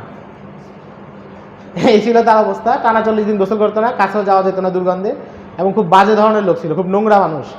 কিতাবুল আগানিতে অনেক নোংরা নোংরা কথা আছে, এখানেও সাহাবীদের ব্যাপারে অনেক উল্টাপাল্টা কথা আছে, এই বর্ণনাগুলো মানুষ আনে। তো আপনি যে রেফারেন্স দেখলে মানে আপনার পরিশ্রম কমে যাবে কি, আপনি যদি কোনো বর্ণনা দেখেন যে এই 11 জনের কাছ থেকে আসছে, মেপে ফেলতে পারবেন যে বর্ণনা কোন হালতে আছে। আর যদি কিতাবের রেফারেন্স দেখেন, এখন যদি আল বিদা ওয়ান নিহায়া দেখেন তাহলে আপনি বলবেন যে আচ্ছা আমি চেক করে দেখতে হবে। কিন্তু যদি আপনি নাহজুল বালাগা দেখেন, মুরুজুজ জাহাব দেখেন, তারিখ ইয়াকুবি দেখেন, তা আপনি শুরুতেই বুঝবেন যে না এখানে শতভাগই ঝামেলা, শতভাগ বাদ দিয়ে দিতে পারবেন। তো এখানে আমরা কি বললাম, দুইটা সোর্স বললাম, একটা হচ্ছে যে বর্ণনাকারী কাদের মাধ্যমে আসছে, আর 2 নম্বর হলো যে কোন কিতাবগুলোর মাধ্যমে আসছে। আর কিতাবগুলো সম্পর্কে তো প্রথমেই বললাম যে কোনো কিতাব আসা মানেই যে ইমামরা সেটা একমত এমন না, তারা এটা বিভিন্ন কারণে আনছেন, কেউ সংকলনের উদ্দেশ্যে আনছেন, কেউ চিহ্নিত করার উদ্দেশ্যে আনছেন, আমাদের চেক করে সিদ্ধান্ত দিতে হবে। তো এটা পুরোটাই যা বললাম সব কিছু গেল ভূমিকা। এখন আমরা মানে আলোচনা এখন শুরু হবে আর কি, মুশাজারাতের মূল আলোচনাটায় ঢুকবো। তো ঢুকার আগে ইমাম তহাবী রাহিমাহুল্লাহর একটা কথা সবাইকে মনে করিয়ে দিই, যেটা আকিদাতুত তহাবীতে উনি বলছেন, ওয়া নুহিব্বু আসহাবা রাসূলিল্লাহি সাল্লাল্লাহু আলাইহি ওয়াসাল্লাম ওয়ালা নুফরিতু ফি হুব্বি আহাদিম মিনহুম ওয়ালা নাতাবাররাউ মিনহুম। আমরা নবীজি সকল সাহাবীকে ভালোবাসি, কারোর প্রতি ঘৃণা বিদ্বেষ রাখি না, করি না, কারো ভালোবাসায় বাড়াবাড়িও করি না। আলী রাদিয়াল্লাহু তাআলা আনহুকে এমন ভালোবাসা যে তাকে খোদা বানায়া দেয় শিয়ারা, এই ভালোবাসাও নাই। আবার কোনো সাহাবীর প্রতি এত ঘৃণাও নাই যে তাকে তাকফির করে ফেলে, কারণ সাহাবায়ে কেরাম আমাদের আকীদার অংশ। শারহ উসুলিল ইতিকাদ কিতাবে ইমাম লালকাই রাহিমাহুল্লাহ আহমদ ইবনু হাম্বল থেকে রওয়ায়াত করেছেন, তিনি বলেন ইদা রাআইতা রাজুলান ইয়াযকুরু আসহাবা রাসূলিল্লাহি সাল্লাল্লাহু আলাইহি ওয়াসাল্লাম বিসুইন ফাত্তাহিমহু আলাল ইসলাম। যদি কোনো লোককে দেখা হচ্ছে সাহাবায়ে কেরামের ব্যাপারে আজে বাজে কথা বলতেছে, তার ইসলাম নিয়েই প্রশ্ন তোলো। তো এই হচ্ছে সাহাবায়ে কেরামের ব্যাপারে আমাদের আকীদা। তো মুশাজারাতের যে আলোচনায় আমরা শুনবো, যে আলোচনায় আমরা পড়বো, আমাদের এই আকীদাটা সারাক্ষণ মাথায় ঘুরাইতে হবে, কারণ মানে জায়গাটাই এত পিচ্ছিল, যে কোনো মুহূর্তে শয়তান যে কোনো জায়গায় ধোঁকা দিয়ে দিতে পারেন। আপনি কিছু জায়গাতে এমন আছে যেখানে আসলে তাবিল করতে হয়, ব্যাপারটা এমন যে তাবিল করা ছাড়া উপায় নেই, সেখানে তাবিল করতে হয়। এখন তাবিলের জায়গাগুলো বেশি পিচ্ছিল, শয়তান বলবে যে না এটা তো এই ব্যাখ্যা, এই তাবিল না নিলে কী হয়। তো এই জন্য আমাদের আকীদার এই জিনিসটা মাথার মধ্যে একদম মজবুত রাখতে হবে। আপনারা কি বিরক্ত হচ্ছেন? যাক, আপনারা তো ধৈর্য ধরে শুনতেছেন, আমি হলে মনে হয় এত ধৈর্য নিয়ে শুনতে পারতাম না।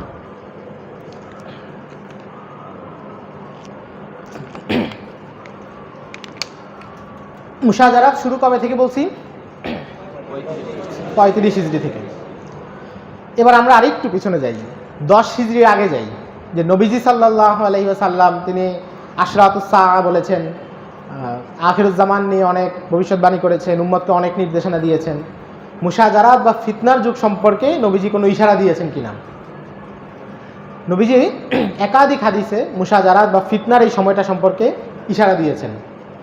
যেমন আমরা তো বলেছি যে মুশাজারাত শুরু হয়েছে হযরত ওসমানের শাহাদাত থেকে।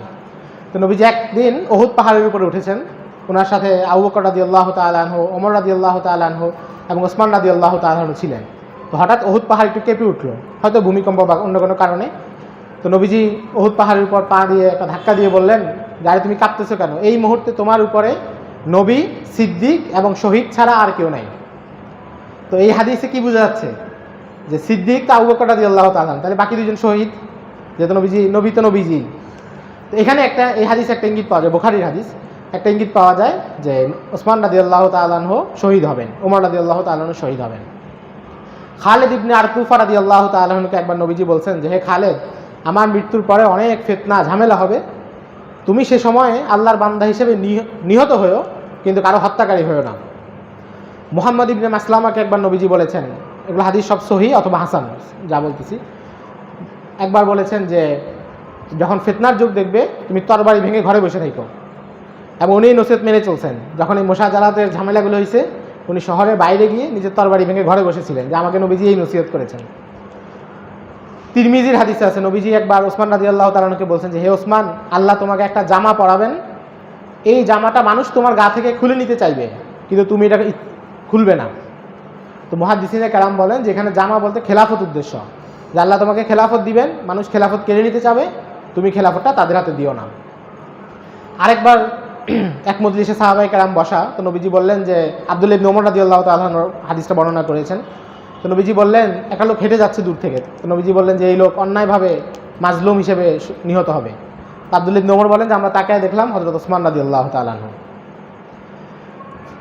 হযরত ওমর রাদিয়াল্লাহু তাআলা আনহু সম্পর্কে নবীজি একবার বলেছেন যে ওমর হচ্ছে তোমাদের এবং ফিতনার মাঝখানে একটা দরজা, এই দরজা যতক্ষণ থাকবে তোমাদেরকে কোনো ফিতনা স্পর্শ করবে না।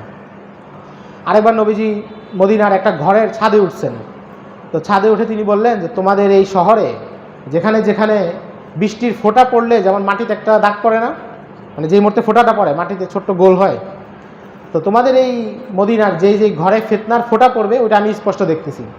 ইমাম নববী রাহিমাহুল্লাহ, এরা হাদিসটা বুখারী মুসলিম দুইখানেই আছে, ইমাম নববী রাহিমাহুল্লাহ এবং ইবনু হাজার আসকালানী রাহিমাহুল্লাহ হাদিসের ব্যাখ্যায় বলতেছেন যে আসলে নবীজি মুশাজারাত সম্পর্কে এটা বলেছেন, যে মদিনায় যে যে জায়গায় ফিতনা উনি সেটা বলেছেন।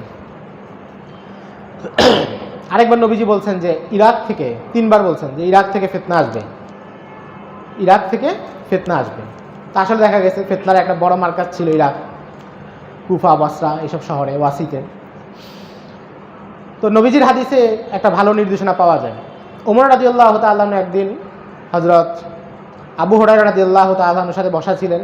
তো আবু হুরায়রা রাদিয়াল্লাহু তাআলা আনহুকে জিজ্ঞাসা করলেন যে আপনি আমাকে ফিতনা থেকে বাঁচার উপায় বলেন, মানুষ যে ফিতনায় পড়ে ওইটা থেকে বাঁচার উপায় বলেন। তা আবু হুরায়রা, বুখারীর হাদিস, আবু হুরায়রা রাদিয়াল্লাহু তাআলা আনহু বললেন যে মানুষ টাকা পয়সার কারণে যে ফিতনায় পড়ে, টাকা পয়সার লোভে পড়ে, এটা একটা ফিতনা, দুনিয়ার লোভে পড়ে ফিতনা, ছেলে সন্তান আত্মীয় স্বজনের কারণে যে ফিতনায় পড়ে, নফল সদকা করলে এই ফিতনাগুলো দূর হয়ে যায়, নফল সদকা করলে এই ফিতনা দূর হয়ে যায়। ওমর রাদিয়াল্লাহু তাআলা আনহু বললেন যে না, আমি এই ফিতনা সম্পর্কে বলি নাই, আমি সবচেয়ে ভয়ঙ্কর ফিতনা যেটা অন্ধকার কালো রাতের মতো আসবে সেই ফিতনা সম্পর্কে জিজ্ঞাসা করছি। তা আবু হুরায়রা রাদিয়াল্লাহু তাআলা আনহু বললেন সেটা নিয়ে আপনার চিন্তা করার কোনো কারণ নেই, আপনার মাঝখানে ওই ফিতনার মাঝখানে একটা দরজা আছে, আপনার এটা টেনশনের কিছু কারণ নেই। ওমর রাদিয়াল্লাহু তাআলা আনহু বললেন যে ওই দরজাটা কি ভেঙে ফেলা হবে নাকি খুলে ফেলা হবে? আবু হুরায়রা রাদিয়াল্লাহু তাআলা আনহু বললেন যে দরজাটা ভেঙে ফেলা হবে। তো আবু হুরায়রা রাদিয়াল্লাহু তাআলা আনহুর সাথে ওই মজলিসে সাথে ছিলেন ওনার ছাত্র বিশিষ্ট তাবেঈ শাকিক রাহিমাহুল্লাহ। তো উনি ফিরে এসে আবু হুরায়রা রাদিয়াল্লাহু তাআলা আনহুকে জিজ্ঞাসা করলেন যে আপনি তো একটা রূপক কথা বললেন, ইঙ্গিতে বললেন, ডাইরেক্ট বললেন না, যে ওমর রাদিয়াল্লাহু তাআলা আনহু এবং ফিতনার মাঝখানে একটা দরজা আছে, দরজা খুলে ফেলা হবে অথবা ভেঙে ফেলা হবে, খুলে ফেলা হবে না। তো আপনার কথা কি ওমর রাদিয়াল্লাহু তাআলা বুঝতে পারছেন? আবু হুরায়রা রাদিয়াল্লাহু তাআলা বললেন যে হ্যাঁ উনি বুঝছেন। তো শাকিক রাহিমাহুল্লাহ বললেন যে আমি আদবের কারণে উনাকে আর জিজ্ঞাসা করি নাই যে দরজাটা কি। তো আবু হুরায়রা রাদিয়াল্লাহু তাআলার আরেক প্রথম সারির ছাত্র মাসরুক রাহিমাহুল্লাহ, বিখ্যাত তাবেঈ, তো পরে উনাকে জিজ্ঞাসা করলাম যে দরজাটা আসলে কি। তো মাসরুক রাহিমাহুল্লাহ বললেন দরজাটা আসলে হযরত ওমর নিজেই। যতদিন তিনি আছেন ততদিন ফিতনা আসে নাই, আর ভেঙে ফেলা মানে ওনাকে শহীদ করা হয়েছে। তার মানে কি যে সবগুলো হাদিস থেকে আমরা ফিতনার যুগের একটা পূর্বাভাস পাচ্ছি। এখন একটা প্রশ্ন যে হযরত ওমর রাদিয়াল্লাহু তাআলা আনহুকেও শহীদ করা হলো, হযরত ওসমান রাদিয়াল্লাহু তাআলা আনহুকেও শহীদ করা হলো, তাহলে দুই শাহাদাতের পার্থক্য কি? হযরত ওমরের শাহাদাতে থেকে ফিতনা শুরু হয় নাই, হযরত ওসমানের সময় থেকে শুরু হয়েছে, কাহিনীটা কোথায়? হযরত ওমরের যে শাহাদাত, এটা ছিল ছোট্ট একজন ব্যক্তির কাজ। একজন পার্সিয়ান গোলাম আবু লুলু ফিরোজ, একজন অমুসলিম, মদিনার সবাই তাকে জানতো যে খুনটা সে করেছে, সে মুসলিম সমাজের কেউ না, এবং তাকে ধরা হয়েছে। আব্দুর রহমান ইবনে আউফ সহ অন্যরা তাকে দ্রুত হত্যা করে ফেলছে, মদিনার এক জায়গায় মাটি গেড়ে পুঁতে দিছে। আল বিদায়া ওয়ান নিহায়া বর্ণনা সহজ, শেষ। একজন ব্যক্তি খুন করছে, ধরা হয়েছে, শাস্তি দেওয়া হয়েছে, এবং সে মুসলমানদের কেউ না। এটা ছিল হযরত ওমরের শাহাদাত। কিন্তু হযরত ওসমানের শাহাদাতে কি হয়েছে যে মুসলিম সমাজের একটা বড় অংশ জড়িত, কমপক্ষে 3000 মানুষ, কমপক্ষে 3000 মানুষ এই হত্যায় সরাসরি জড়িত অথবা সমর্থন ছিল। আবার সরাসরি আঘাত কে করেছে, মানে হত্যায় সমর্থন থাকলেই তো আর সে খুনি না, আঘাত করতে হবে। সরাসরি আঘাতে যারা ছিল সবাই চিহ্নিত না, কারণ আমরা যখন সামনে বর্ণনা দেব তখন আপনারা বুঝবেন যে ওই পরিস্থিতিতে সবাইকে চিহ্নিত করার সুযোগ ছিল না। এখন এই যে 3000 মানুষের মধ্যে কেউ খুনি না, আবার কেউ খুনির দোষর, আবার সবাই মুসলিম সোসাইটির লোক। 2-1 মুনাফিক ছিল, ইহুদি ছিল, আব্দুল্লাহ ইবনে সাবা ছিল, সেটা তো পরের কথা, কিন্তু মৌলিকভাবে 3000 লোকের অন্তত 90% মুসলমান। এটা ছিল ফিতনা। খুনি চিহ্নিত করা যাচ্ছে না, খুনি মুসলিম সমাজের লোক, এবং খুনি শুধু খুন করে থামে নাই, হযরত ওসমানের নামে অনেকগুলো অপবাদও ছড়াই দিছে, যে অপবাদ 1400 বছর পরে এসে এখনও জবাব দেওয়া লাগতেছে। যে অপবাদগুলো ওই যুগে ছড়ানো হয়েছে, কিন্তু কিছু মানুষ এই যুগেও সেটা গ্রহণ করে বসে আছে। এই জন্য হযরত ওসমানের শাহাদাত হচ্ছে বড় ফিতনা। এবার আসি যে ফিতনার সূত্রপাতটা কোথা থেকে। 24 হিজরিতে ইয়ামানে একজন ইহুদি সে ইসলাম গ্রহণ করে, কালো কুচকুচে এক লোক ইসলাম গ্রহণ করে, এবং ইসলাম গ্রহণের পরে তার নাম দেওয়া হয় আব্দুল্লাহ ইবনে সাবা। তো সে যুগে মুসলিম সমাজে নীতি ছিল, বা এখনও তো এটা আছে, যে একটা মানুষ ইসলাম গ্রহণ করার পরে ইলম শিখার জন্য সে কোনো বড় আলেম, বড় বুজুর্গ তার সান্নিধ্যে থাকবে। ইসলাম গ্রহণের করার পরে ইসলামের মৌলিক ইলম শিখার জন্য সাহাবীদের যুগে কেউ ইসলাম গ্রহণ করলে সাহাবীদের সান্নিধ্যে থাকতো, তাবেঈদের যুগে হলে তাবেঈদের সান্নিধ্যে থাকবে। তো ওই লোক ইসলাম গ্রহণ করছে, তখনও তো সাহাবীরা জীবিত, মাত্র 24 হিজরি, নবীজির ইন্তেকালে 14 বছর পরে, কিন্তু সে কারো কাছে যায় নাই, ইসলাম গ্রহণ করছে, সমাজে বলে দিচ্ছে আমি মুসলমান। এরপরে সে নিজে নিজে ইবাদত বন্দেগী শুরু করছে, কারোর সাথে সান্নিধ্য ছাড়া। নিজের একটা খানকা বানায় নিছে, এবং বিভিন্ন এলাকায় সফর করে করে তার বেশ কিছু ভক্ত মুরিদান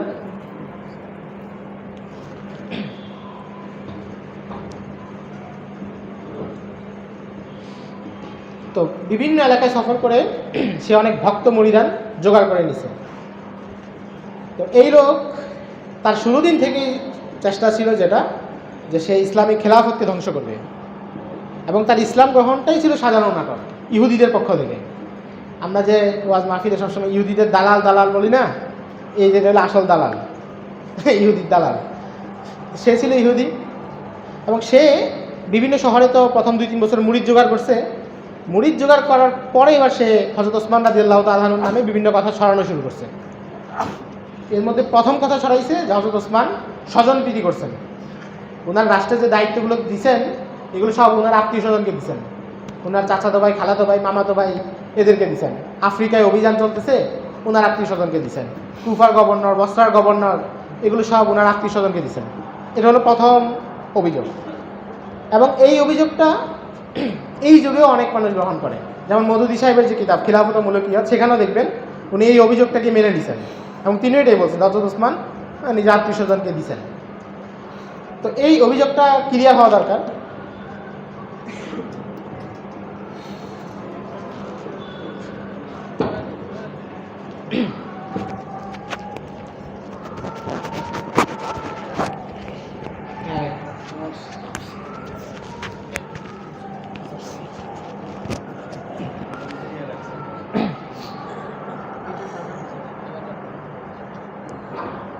আচ্ছা বাইরে জামার সাথে লাগাই দিন।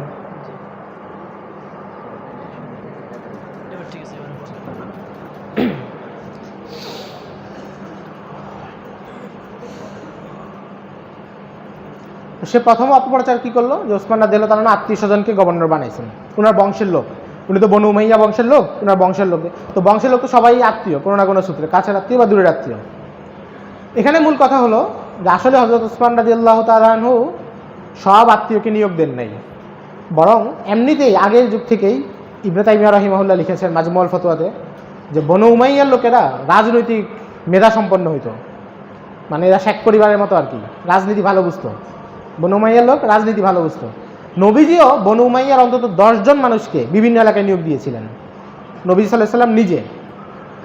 তো ওসমান রাদিয়াল্লাহু তাআলা যখন ক্ষমতায় বসছেন তখন আগ থেকেই ওনার অনেক আত্মীয় দায়িত্বে ছিল, যেমন মুআবিয়া রাদিয়াল্লাহু তাআলা আনহু, ওনাকে তো ওমর রাদিয়াল্লাহু তাআলা আনহু সিরিয়ার গভর্নর করছেন, হযরত ওসমান না। এরকম আরও অনেকে ছিল। অল্প 3 থেকে 4 জন মানুষকে ওসমান রাদিয়াল্লাহু তাআলা নিজে নতুন করে নিয়োগ দিয়েছেন বনু উমাইয়ার, কিন্তু তারা যোগ্য ছিল। এখন যে একটা ব্যাপার থাকে না, অনেক সময় বলে যে সাহেবজাদাকে সুবিধা, কিন্তু সাহেবজাদা যদি যোগ্য হয় তাকে দায়িত্ব দিতে তো সমস্যা নেই। মানে স্বজন প্রীতি সেটা খারাপ কখন, যখন আপনি অযোগ্যকে জায়গায় বসাবেন, কিন্তু আপনি যোগ্য লোক। এখন যদি অযোগ্য লোককে, অযোগ্য আত্মীয়কে দায়িত্ব দেওয়া যাবে না, এটা যেমন কোনো নিয়ম না, যোগ্য আত্মীয়কেও দায়িত্ব থেকে বঞ্চিত করতে হবে, এটাও তো কোনো নিয়ম না। কথাটা বুঝতে পারছেন না? তো হযরত ওসমান যাদেরকে নিয়োগ দিয়েছেন তারা সবাই যোগ্য ছিলেন, এটা হচ্ছে মৌলিক জায়গা। অযোগ্য কাউকে নিয়োগ দেন নাই। আর অনেকে আগে থেকেই নিযুক্ত ছিল, অন্তত 26 জন গভর্নর ছিল ওনার শাসন আমলে। এদের মধ্যে বনু উমাইয়া ছিল 19 থেকে 22 জন, কিছু সংখ্যা আছে, আবার অনেকে নিয়োগ পাইছে আবার সরে গেছেন। আর এর মধ্যে 4 থেকে 5 জন হচ্ছে উনি নিয়োগ দিয়েছেন, বেশিরভাগই আগে থেকে ছিল। তো এর একটা অপপ্রচার। দ্বিতীয় আরেকটা অপপ্রচার যেটা ওই যুগের আব্দুল্লাহ ইবনে সাবারা করে নাই, পরে এসে করছে, মওদুদী সাহেব করছেন, এবং এরপর এটা এখন অনেকেই গ্রহণ করে। সেটা হচ্ছে তারা বলে যে হযরত ওসমান তুলাকাদেরকে দায়িত্ব দিয়েছেন।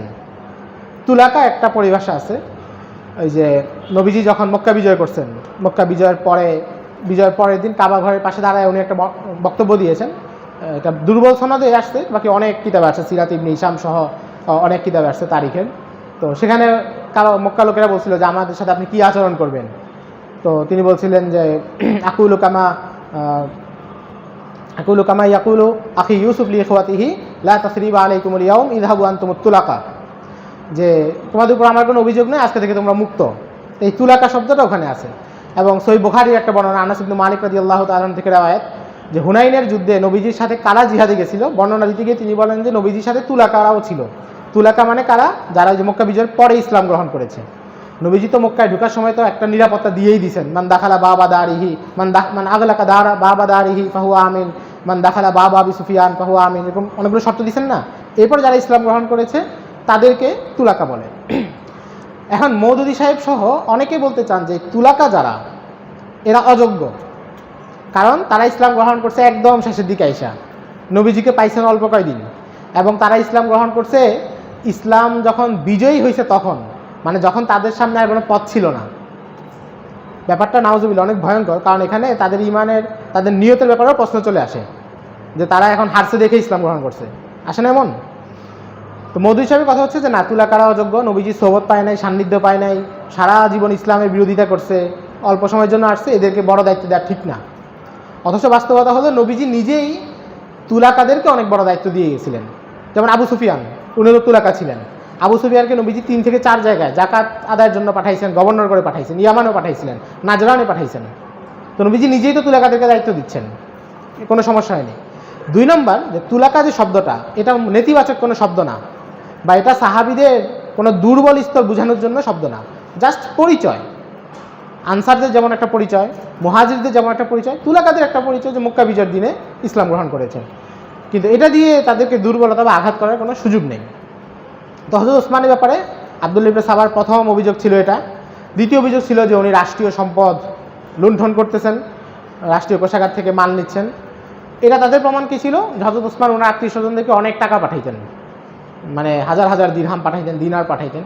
তো উনি তো ধনী মানুষ, আপনারা জানেন, উনি ব্যবসায়ী ছিলেন, অনেক বড় ব্যবসায়ী, উনি তো টাকা পয়সা আগ থেকে, উনি তো গরিব না, উনি সেখান থেকে টাকা পাঠাইতেন। এরাই তাকে বানিয়ে দিল কি, যে উনি রাষ্ট্রীয় সম্পদ চুরি করে সেখান থেকে পাঠাচ্ছেন।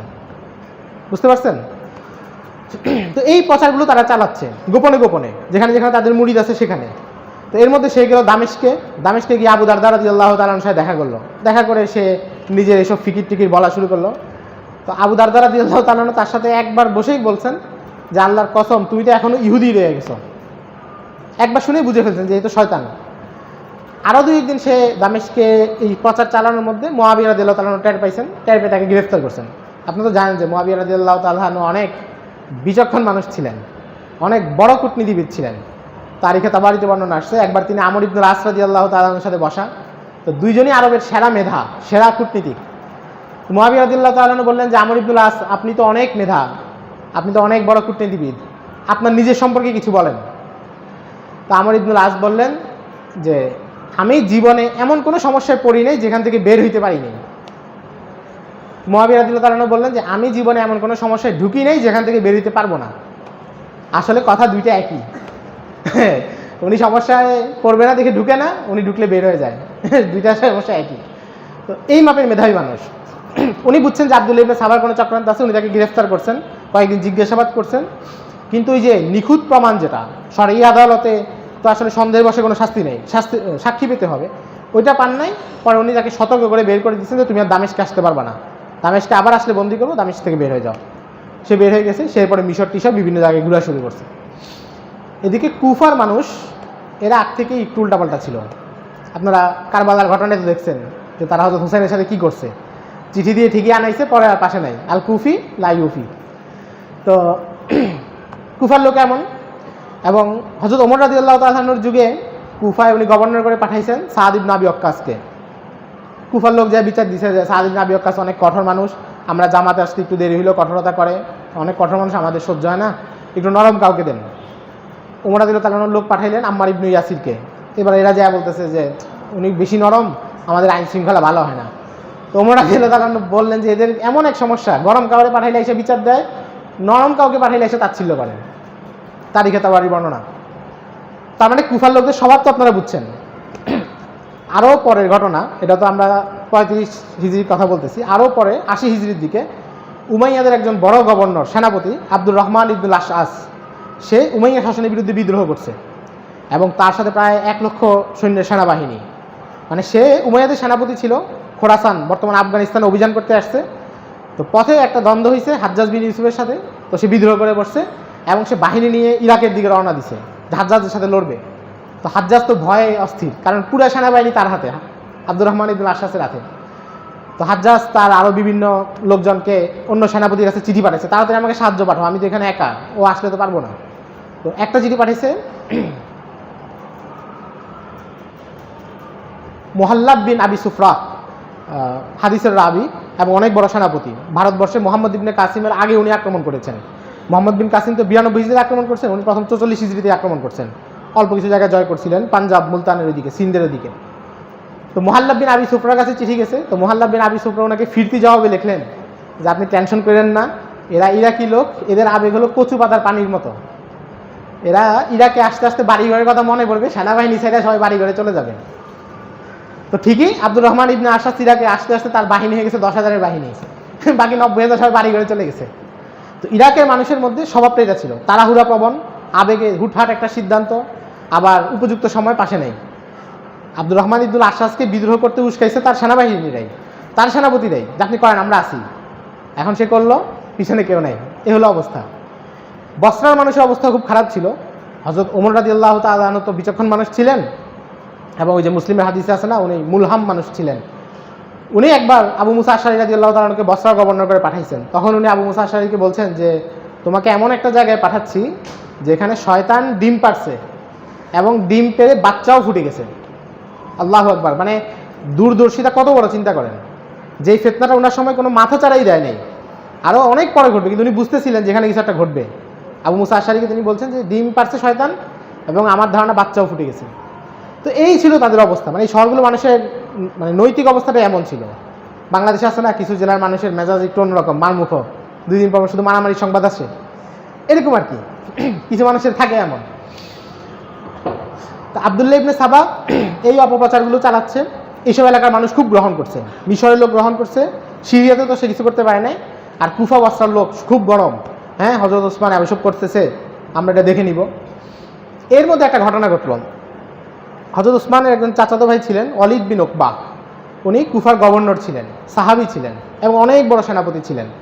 উমাইয়া আমলের একজন বড় সেনাপতি ছিলেন মাসলামা বিন আব্দুল মালিক, আব্দুল মালিক ইবনে মারওয়ানের ছেলে, ওয়ালিদ বিন আব্দুল মালিকের ভাই, সুলাইমান বিন আব্দুল মালিক, হিশাম বিন আব্দুল মালিকদের ভাই।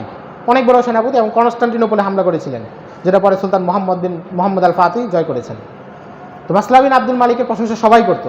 ইমাম শাহবির সামনে একবার একজন বলল যে মাসলামা বিন আব্দুল মালিক তো অনেক বড় মুজাহিদ। তো তখন উনি বললেন যে আরে তোমরা তো মাসলামার যুগ দেখছো, আমরা তো ওয়ালিদ বিন উকবার যুগ দেখছি।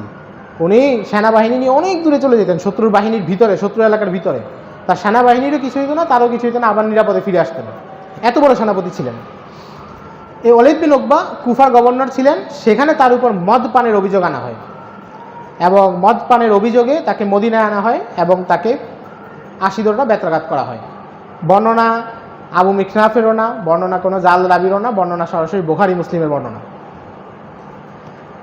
এখন এখানে কাহিনী হয়েছে যে তাকে যখন মদিনায় আনা হয়েছে, হযরত ওসমান রাদিয়াল্লাহু তাআলা প্রথমে বিচার করেন নাই, তিনি বলছেন তোমরা সাক্ষী দাও, শরঈ উপযুক্ত সাক্ষী। তারা সাক্ষী আনতে পারতেছিল না, এই জন্য কিছুদিন বিচার দেরি হয়েছে। এরপর তারা সাক্ষী আনছে, সাক্ষ্য দিছে, উনি শাস্তি দিয়েছেন। কিন্তু ওই যে মাঝখানে 1-1.5 মাস দেরি হয়েছে, এটাকে তারা ছড়াইল কি ওসমান তার আত্মীয় দেখে তাকে শাস্তি দেখে বাঁচায় দিতে চাচ্ছেন। বিষয়টা বুঝতে পারছেন? অথচ কাজীর কাছে অভিযোগ আসলেই তো শাস্তি হবে না, এটা শরঈ যেই সাবেত করার যে পদ্ধতিগুলো আছে সেটা করতে হবে। হযরত ওসমান সেটাই করছেন, কিন্তু এরা প্রচার করলো কি যে উনি নিজের আত্মীয় দেখে বাঁচায় দিচ্ছেন। তারা বললো এটা নিয়ে খুব গরম, সব এলাকা গরম। ওই আলোচনা একটু পরে যাই। একটা কথায় আসি যে ওয়ালিদ ইবনে উকবার আসলে তাহলে বিষয়টা কি, এত বড় একজন সাহাবী মদ পান করলেন। এখানে বুখারী মুসলিমের বর্ণনা থেকে যেটা জানা যায় যে তাকে মদিনায় আনা হয়েছে, উপযুক্ত সাক্ষীরা সাক্ষ্য দিছে, তাকে বিচার দেওয়া হয়েছে। এটা নিয়ে সুন্দর একটা আলোচনা করেছেন শাইখুল ইসলাম আল্লামা তাকি উসমানী সাহেব হাফিজাহুল্লাহ, তাকমিলাতুল ফাথিল মুলহিমে আছে। উনি বলতেছেন যে আসলে বুখারী বর্ণনা থেকে তো জানা যায় যে সাক্ষী দেওয়া হয়েছে, কিন্তু সাক্ষী তো মিথ্যা হইতে পারে। যেমন কেউ তালাকের মাসালা জানতে চাইল, তো মুফতি সাহেব ফতোয়া দেন কিসের উপরে? প্রশ্নের ধরনের উপরে, এবং তারা লিখেও দেন যে প্রশ্নের বর্ণিত অবস্থার প্রেক্ষিতে তালাক অথবা তালাক না। এখন প্রশ্নটাই যদি ভুল দেয়, অনেক সময় হয় না এমন যে মানুষ তালাক হয়ে গেছে, সেও বুঝে তালাক বাঁচানোর জন্য সেই ইচ্ছা করে প্রশ্নটা ঘুরে লেখে, যেটা বললে মুফতি সাহেব তালাক বলবে না, তাহলে তো মুফতি সাহেবের দোষ না, মুফতি সাহেব হালতের উপর দিচ্ছেন। তো ওয়ালিদ ইবনে উকবার এই বর্ণনা থেকে তো এটা প্রমাণিত হয় না যে তিনি আসলেই মদ খাইছেন, মানে শাস্তি হইলেই আসলে মদ খাইছেন এমন তো বোঝা যায় না। আর দ্বিতীয় কথা হচ্ছে তারিখে তাবারি সহ আরও অনেক কিতাব একটা সহি বর্ণনা আছে যে এই লোক মানে মদ পানের যে অভিযোগ, এটা মূলত কুফার কিছু লোকের সাজানো ষড়যন্ত্র ছিল, তারা প্ল্যান করে তার বিরুদ্ধে সাক্ষী দিছে। ধরেন আপনার শরঈ সাক্ষীর জন্য কয়জন লাগে?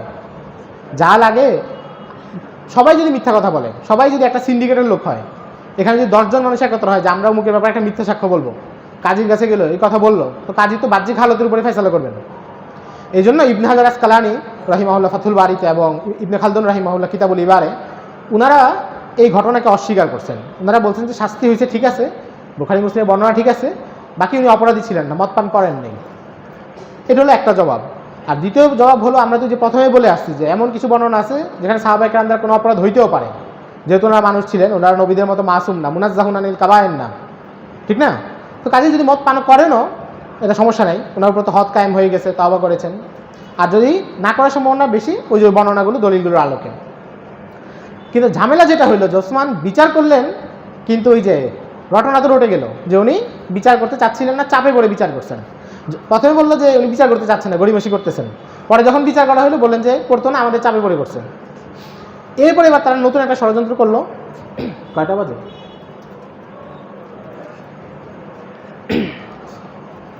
আপনারা আর কতক্ষণ লোড নিতে পারবেন? আচ্ছা, তো আসলে আপনারা কতক্ষণ পারবেন চাইতে পারবো, আমি কতক্ষণ পারবো?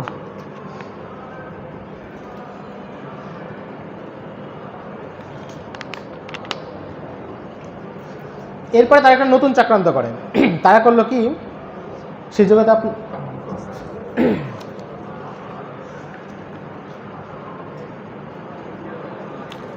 আচ্ছা, কারো কোনো প্রশ্ন থাকলে লিখে এখানে রাখতে পারেন, তাহলে আমি পরে জবাব দেওয়া সহজ হবে।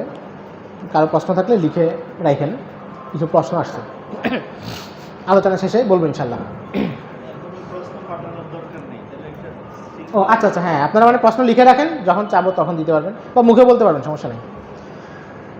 তো ওসমান রাদিয়াল্লাহু তারা এবার একটা চক্রান্ত করলো কি, আপনারা জানেন যে সেই যুগে মোবাইল নেই, টেলিফোন নাই, ফেসবুক নাই। ঢাকায় বসে চট্টগ্রামের একজনের সাথে আপনি চাইলেই সাথে সাথে কথা বলতে পারতেছেন না। একটা চিঠি আনা নেওয়া করতে, আসতে যাইতে, তখন রাস্তা দূরত্ব কীভাবে বলতো যে 1 মাসের রাস্তা, 2 মাসের রাস্তা, এমন। ইরাক থেকে, সিরিয়া থেকে, মিশর, অনেক দূর, অনেক দূরত্ব এগুলো। তারা করলো কি, কুফা থেকে কিছু চিঠি লিখলো মিশরে, যে ভাই আমাদের কুফায় তো অবস্থা খুবই খারাপ, ওসমান যেই গভর্নরকে বসাইছে সে জুলুম করতে করতে শেষ, প্রচুর ট্যাক্স নেয়, অন্যায়ভাবে মানুষকে হত্যা করে, জেলে নেয়, আমাদের অবস্থা খুব খারাপ, তোমরা আমাদের জন্য কিছু করো। কিছু চিঠি লিখে মিশরে পাঠিয়ে দিল। মিশরের লোক তো পড়ে অবাক যে এই অবস্থা, আমাদের মিশরের অবস্থা ভালো আছে কিন্তু কুফায় তো অবস্থা খুব খারাপ। আবার কিছু চিঠি পাঠাইলো মিশর থেকে কুফায়, যে আমাদের মিশর অবস্থা খুব খারাপ, ওসমানের গভর্নর কাহিনী করতেছে। এখন পাঠাইছে কাদের কাছে? কুফার সব লোক তো শয়তান না, কুফার যে শয়তান লোকরা এরা পাঠাইছে মিশরের ভালো মানুষদের কাছে, আবার মিশরের শয়তানরা চিঠিগুলো পাঠাইছে কুফার ভালো মানুষদের কাছে। এখন ভালো মানুষরা পড়ে স্বাভাবিকভাবে কী হয়েছে, মিশরের ভাইদের জন্য তো খারাপ লাগতেছে, মিশরে এত খারাপ একটা অবস্থা। আবার এমনও তো না যে সরাসরি সে ধরেন মিশরে কোনো একজন তাবেঈর নামে সে চিঠিটা পাঠাইছে, আসলে উনি লেখেনি নেই, কিন্তু এখন যে দেখবে সে তো বলবে যে অমুকে পাঠাইছে, কিন্তু যাচাই করার তো সুযোগ নেই। এভাবে 3 শহরের নামে চিঠি পাঠানো শুরু করছে। এরপরে করলো কি, তারা মদিনা থেকে উম্মুল মুমিনিনের নামেও চিঠি পাঠানো শুরু করছে, যে উম্মুল মুমিনিন বিভিন্ন শহরে পাঠাচ্ছেন যে মদিনার অবস্থা তো খুব খারাপ, ওসমান ভালোভাবে শাসন করতেছেন না, তোমরা কিছু করো। ঝামেলাটা বুঝতেছেন? সব শহরে মানুষ উত্তেজিত, কিন্তু আসলে কোনো শহরে কিছু হয়নি। এটা হচ্ছে মুনাফিকদের এই যে প্রোপাগান্ডা, গুজব, গুজব যে জিনিসটা, এটা হচ্ছে এই সমস্যা, এই জিনিস যেটা খুব বিষাক্ত, মানুষকে খুব উত্তেজিত করে, কিন্তু দেখা যায় ভিতরে আসলে কিছুই নেই। তো এই অবস্থাটা চললো, তারা বেশ কিছুদিন চিঠি পাঠাইলো। এর মধ্যে ওসমান রাদিয়াল্লাহু তাআলার গভর্নর যারা শহরে বিভিন্ন শহরে ছিলেন, তারা 2-1জনকে ধরছেন, শাস্তি দিচ্ছেন, কিন্তু পুরো সিন্ডিকেটটাকে ওনারা বুঝতে পারতেছিলেন না, কারণ এরা খুব গোপনে কাজ করতো নিজেদের সিন্ডিকেটের ভিতরে। আরও কিছুদিন পরে তারা করলো কি, সাহাবীদের নামে চিঠি, যে আলী রাদিয়াল্লাহু তাআলা আনহু মিশরে চিঠি পাঠাচ্ছেন। এবং তারা করলো কি, দেখলো যে কোন শহরে কোন সাহাবী জনপ্রিয়। বিভিন্ন এলাকায় থাকে না যে এই এলাকায় অমুক হুজুর বেশি জনপ্রিয়, একটা এলাকায় চরমনাই শায়েখদের বেশি প্রভাব, আরেকটা এলাকায় হাটাজারি শায়েখদের, আরেকটা এলাকায় সিলেটের কোনো একজন আলেমের প্রভাব বেশি, এমন থাকে না। তো সে সময়ে কুফায় ছিল তালহা বিন ওবাইদুল্লাহ রাদিয়াল্লাহু তাআলা আনহুর প্রভাব বেশি, মানুষ ওনাকে বেশি পছন্দ করতো। বসরায় ছিল জুবাইর ইবনুল আওয়াম রাদিয়াল্লাহু তাআলা আনহুর প্রভাব, মিশরে ছিল আলী রাদিয়াল্লাহু তাআলা আনহুর প্রভাব।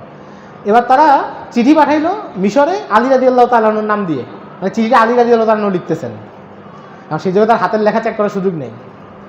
মানুষ পড়লো, আল্লাহ, আলী রাদিয়াল্লাহু তাআলা আনহু চিঠি পাঠাইছেন, মদিনার অবস্থা খুব খারাপ। এখন মিশরের সব মানুষ তো খেপে গেছে। আবার চিঠি পাঠাইলো তালহা বিন ওবাইদুল্লাহর নামে কুফাতে, জুবাইর ইবনুল আওয়ামের নামে বসরাতে, সব শহরে খেপে যাচ্ছে। এর মধ্যে মিশরের গভর্নর টের পাইলেন যে এরা তো খুবই ঝামেলা করতেছে। মুআবিয়া রাদিয়াল্লাহু তাআলা আনহু দামেস্কে তো কিছু হয় নাই, ওনার শক্ত নিয়ন্ত্রণ আছে, তাকে উনি বুঝছেন যে ঝামেলা হচ্ছে। উনি ওসমান রাদিয়াল্লাহু তাআলা আনহুকে বললেন যে আপনি দামেস্কে চলে আসেন, দারুল খিলাফা মদিনা থেকে দামেস্কে সরাই আনেন, আপনি এখানে আসেন, আমি আপনার নিরাপত্তা দিব। আজকে সকালে আমাকে কেউ একজন প্রশ্ন করেছিলেন যে আপনাদের এখানেরই যে মুআবিয়া রাদিয়াল্লাহু তাআলা আনহু কোনো পদক্ষেপ নেন নাই কেন, এই পদক্ষেপটা এখন বলতেছি, যা বলতেছি সবই সহিহ সনদে, আল মুজামুল কাবির আছে, মুসান্নাফ ইবনে আবি শাইবাতে আছে, তারিখুল খলিফা ইবনে খাইয়াতে আছে, ওখানকার রাওয়ায়াত সহিহ অথবা হাসান সনদের। তো উনি বলছেন যে আপনি চলে আসেন, আমি আপনাকে নিরাপত্তা দিব। হযরত ওসমান বললেন যে না, নবীজির শহর ছেড়ে আমি দামেস্কে যাব না। বললেন যে ঠিক আছে, তাহলে মদিনায় ক্যান্টনমেন্ট স্থাপন করেন, আমি 2000 সৈন্য পাঠাচ্ছি। একটা বিষয় মনে রাখতে হবে, সে সময় মদিনায় কোনো সেনাবাহিনী ক্যাম্প ছিল না, এটা দারুল খিলাফা ছিল, কিন্তু এখানে সেনাবাহিনী ছিল না। সেনাবাহিনী ছিল না কারণ প্রথম 3 সাহাবী তারা সেনাবাহিনীদেরকে মদিনায় রাখতেন না, কারণ আর্মি তো একটু কঠোর মেজাজের হয় সবসময়, এবং মানে মদিনায় আর্মি থাকলে হলো কি, যুদ্ধের অভিযানে যাচ্ছে, আসতেছে, গনিমতের মাল আসতেছে, এই নানা একটা হইচই থাকবে, যেটা মদিনাতুর রাসূলের ভাব গাম্ভীর্য এই জিনিসটাকে নষ্ট করবে। একটা রুহানিয়ত আছে, এটাকে এত কর্মব্যস্ত কোনো শহর বানানো যাবে না, এটা ছিল ওনাদের পরিকল্পনা। এবং আলী রাদিয়াল্লাহু তাআলা আনহু এই চিন্তায় স্থির ছিলেন, এই জন্য উনি ক্যাম্প বানানোর জন্য কুফায় চলে গেছেন, কিন্তু মদিনায় কিছু করেননি। তো মুআবিয়া রাদিয়াল্লাহু তাআলা বললেন যে আপনি হয়তো সিরিয়ায় চলে আসেন, আমি নিরাপত্তা দিই, অথবা আমার সেনাবাহিনী পাঠিয়ে দিই, 2000 সৈন্য পাঠাতে বলছেন। ওসমান রাদিয়াল্লাহু তাআলা বললেন যে না, আমি সিরিয়াতে যাব না, রাসূলের প্রতিবেশী, এখান থেকে আমি যাব না, আর সেনাবাহিনী পাঠায় মদিনার ভাব গাম্ভীর্য নষ্ট হবে, এটাও আমি চাই না, পরিস্থিতি যা হয় আমি মোকাবেলা করব, দেখা যাক। এর মধ্যে 35 হিজরি চলে আসলো। দেখেন আব্দুল্লাহ ইবনে সাবা ইসলাম গ্রহণ করেছে 24 হিজরিতে, এখন 35 হিজরি।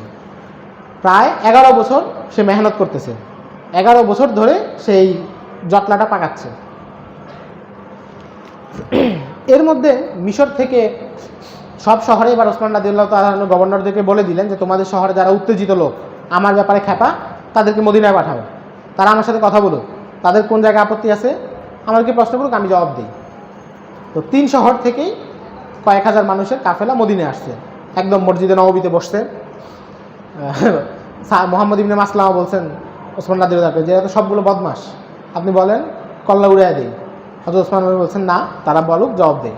তো এরা আইসে অনেক বেয়াদবি করছে। হযরত ওসমান মিম্বরে দাঁড়াইছেন, তো এরা বেয়াদবের মতো প্রশ্ন করা শুরু করছে যে আপনি রাষ্ট্রের জমি, সরকারি যে জমি, চারণভূমি, সরকারি রাষ্ট্রীয় কোষাগারে যে পশু থাকে, তখন তো পশু টশু ছিল, তো এগুলোর যে চারণভূমি, এটার জমি অন্যায়ভাবে বাড়াইছেন। তিনি বলেন যে আমি বাড়াই নেই, এটা হয়তো ওমরের সময় জায়গা কম ছিল, পশু কম ছিল, জায়গা কম ছিল, এখন পশু বাড়ছে তাই জায়গা বাড়াইছে, এটা তো আমার দোষ না। তার বললো যে আপনি মক্কায় গেলে, মিনা মুজদালিফায় গেলে সবসময় 4 রাকাত পড়েন, অথচ নবীজি সেখানে 2 রাকাত পড়ছেন। তো উনি বললেন যে নবীজি সেখানে মুসাফির ছিলেন, কিন্তু ওখানে তো আমার পরিবার আছে, মক্কায় আমার পরিবার আছে, আমি সেখানে মুকিম, তাই মুকিমের নামাজ আদায় করি। আপনি আপনার আত্মীয় স্বজনকে অনেক টাকা পয়সা দেন, তো চাইলে আমি রাষ্ট্রীয় ফান্ড থেকে দিই, এটা তোমরা খবর নাও, আমি খলিফা হওয়ার আগেও তাদেরকে দান করতাম, এই অঙ্কই দান করতাম, খলিফা হওয়ার পরেও সেটা দান করতেছি, এখানে তো আমি রাষ্ট্রীয় ফান্ডে 1 টাকাও ধরতেছি না। তারপরে বললো যে আপনি আপনার আত্মীয় স্বজনদেরকে বানাইছেন, তো বলছেন যে আমি যারা যোগ্য তাদেরকেই বানাইছি, অযোগ্য কাউকে এখানে বানাই নেই, কারো ব্যাপারে তোমাদের আপত্তি থাকলে বলো, আমরা তাকে চেঞ্জ করে দিই। তো তারা তখন বললো যে কুফার গভর্নরকে চেঞ্জ করে দেন। তো উনি কুফার গভর্নরকে বলছেন যে ঠিক আছে, চেঞ্জ করে দিচ্ছি। তো এই বাহিনী এখন তারা বাহ্যিকভাবে যত অভিযোগ নিয়ে আসছে, অভিযোগের তার কোনো সত্যতা নেই। 34 হিজরি ঘটনা, তারা সবাই ফিরে গেছে। এখন ফিরে গেলে কি হবে? আব্দুল্লাহ ইবনে সাবা তো সক্রিয়, সে ওই প্রচারণা আবার চালাচ্ছে। পরের বছর আবার খেপা। এই বছর তারা সিদ্ধান্ত নিছে যে সব শহরে বুঝাইছে, মিশরে বুঝাইছে লোকদেরকে, তোমরা চলো আমরা ওখানে গিয়ে একটা অভ্যুত্থান করব, করে আলী রাদিয়াল্লাহু তাআলাকে খলিফা বানাবো। কুফাতে বুঝাইছে যে আমরা তালহাকে খলিফা বানাবো, বসরায় বলছে আমরা জুবাইরকে খলিফা বানাবো। এটা বুঝে সব শহর থেকে 1000 করে মোট 3000 মানুষকে নিছে। এখন এই 3000 মানুষের সবাই কিন্তু মুনাফিক না, এখানে অনেক মুখলেস সাদাসিধা মানুষও ছিল। এবং এটা মনে রাখবেন যে বেশি সাদাসিধা বুজুর্গ হওয়ার বিপদ আছে। বেশি সাদাসিধা মানুষ হইলে ঝামেলা, ফিতনা বুঝে না, পরিস্থিতি না বুঝে এমন কাজে জড়ায়া যায় যেটা তার জড়ানোর কথা ছিল না। বেশি সাদাসিধা মানুষ এখলাসের সাথে ফিতনা জড়ায়া যায়। তার এখলাস ভিন্ন জিনিস, কিন্তু পরিস্থিতি বোঝা এটা ভিন্ন জিনিস। এমন না যে এখলাস থাকলে তখন পরিস্থিতিও সে বুঝে ফেলে, এটা সমস্যা হয়। এরকম অনেক মানুষের ছিল। তো 3 বাহিনী নিয়ে মদিনার কাছাকাছি প্রায় 77 কিলোমিটার কাছে চলে আসছে।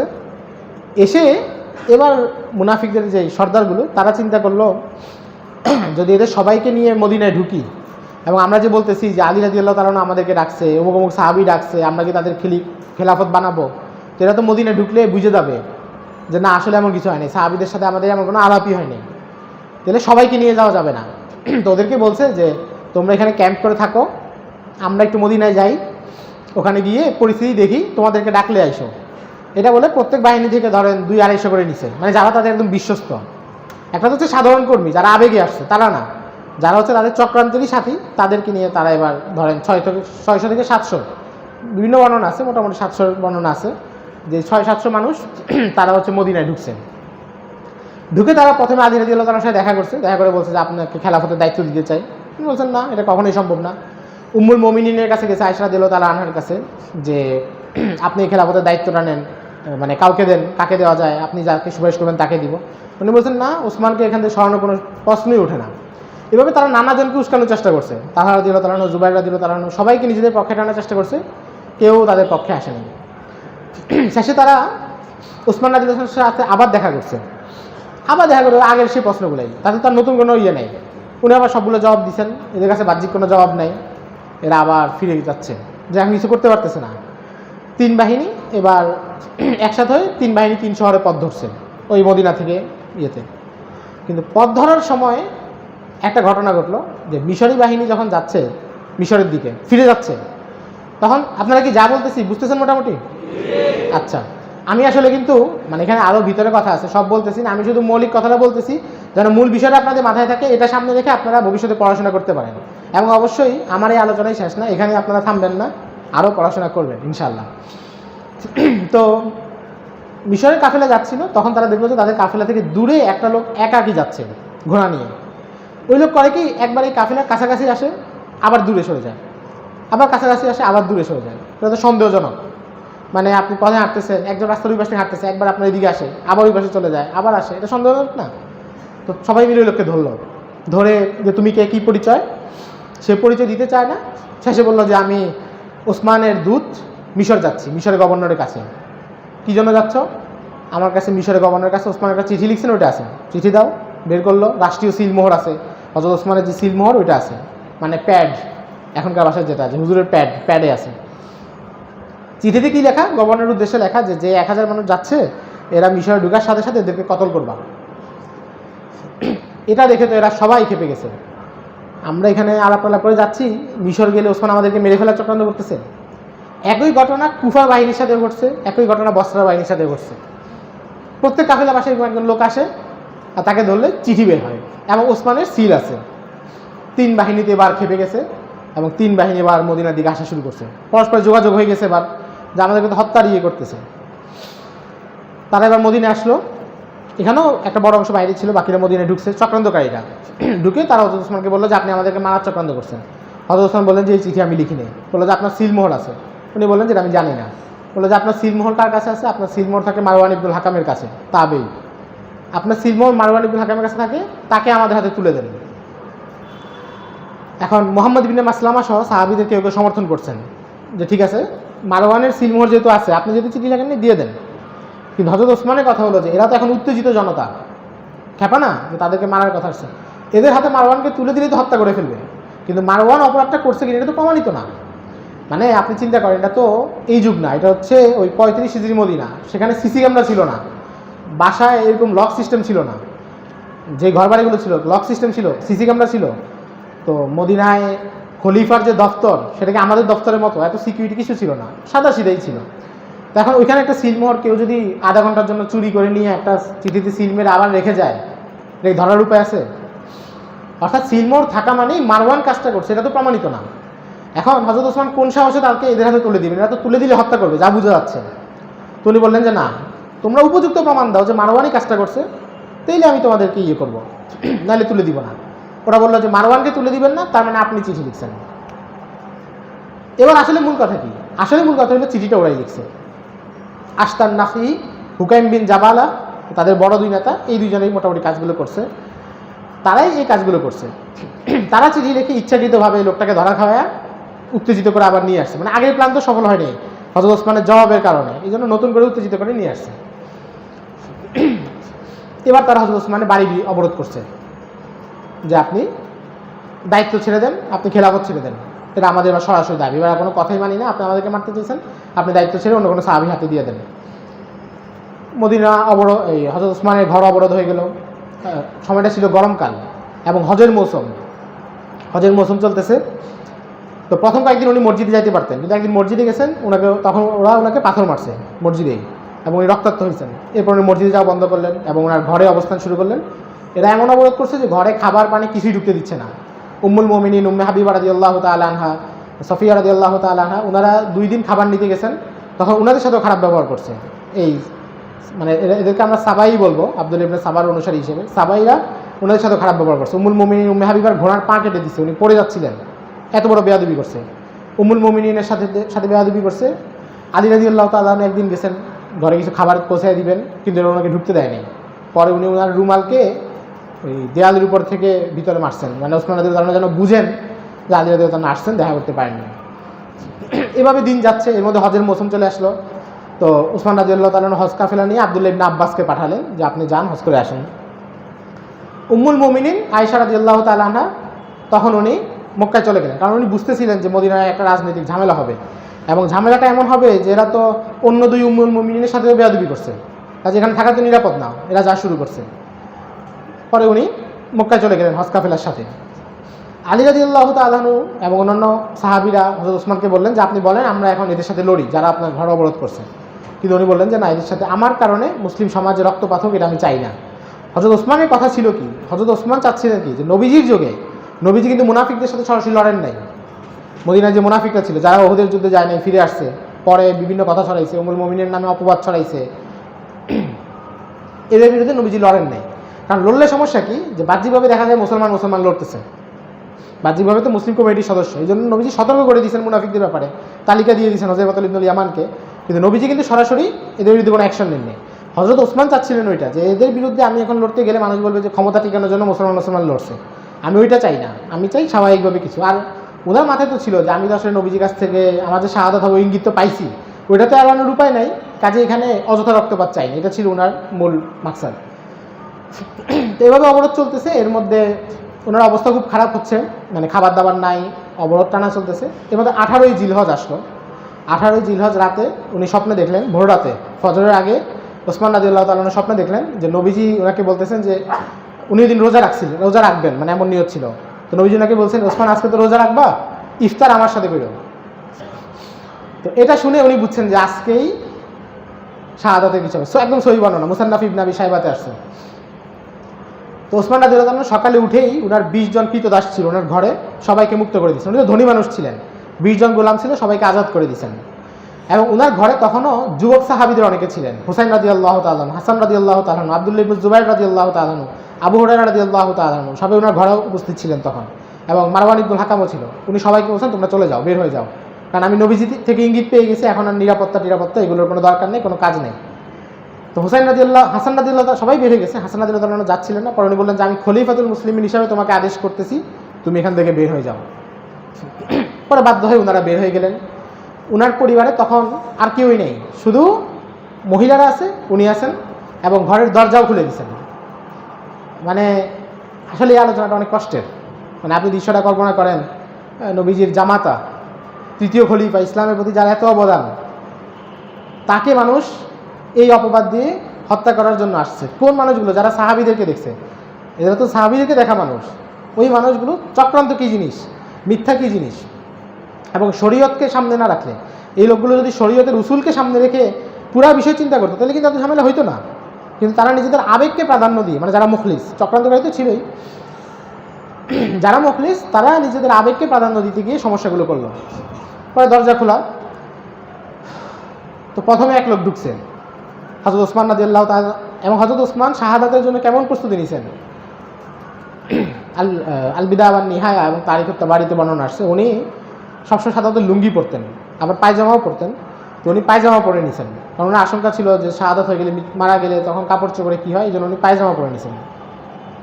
উনি রোজাদার ছিলেন, তিলাওয়াত করতে বসে গেছেন।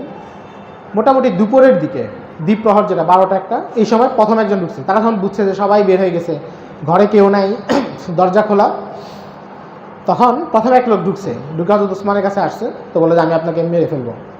হযরত ওসমান বললেন যে তুমি আল্লাহ রাসূলের খলিফাকে মারতে পারবা? এটা বলার পরে ওই লোক হয়তো ভালো ছিল, মুখলেস ছিল, তার অন্তরে একটা ভয়ের সৃষ্টি হয়েছে, সে বের হয়ে গেছে। এরপরে যিনি ঢুকছেন অত্যন্ত দুঃখজনক, আবু বকর রাদিয়াল্লাহু তাআলা আনহুর ছেলে মুহাম্মদ বিন আবু বকর তরবারি হাতে ঢুকছেন।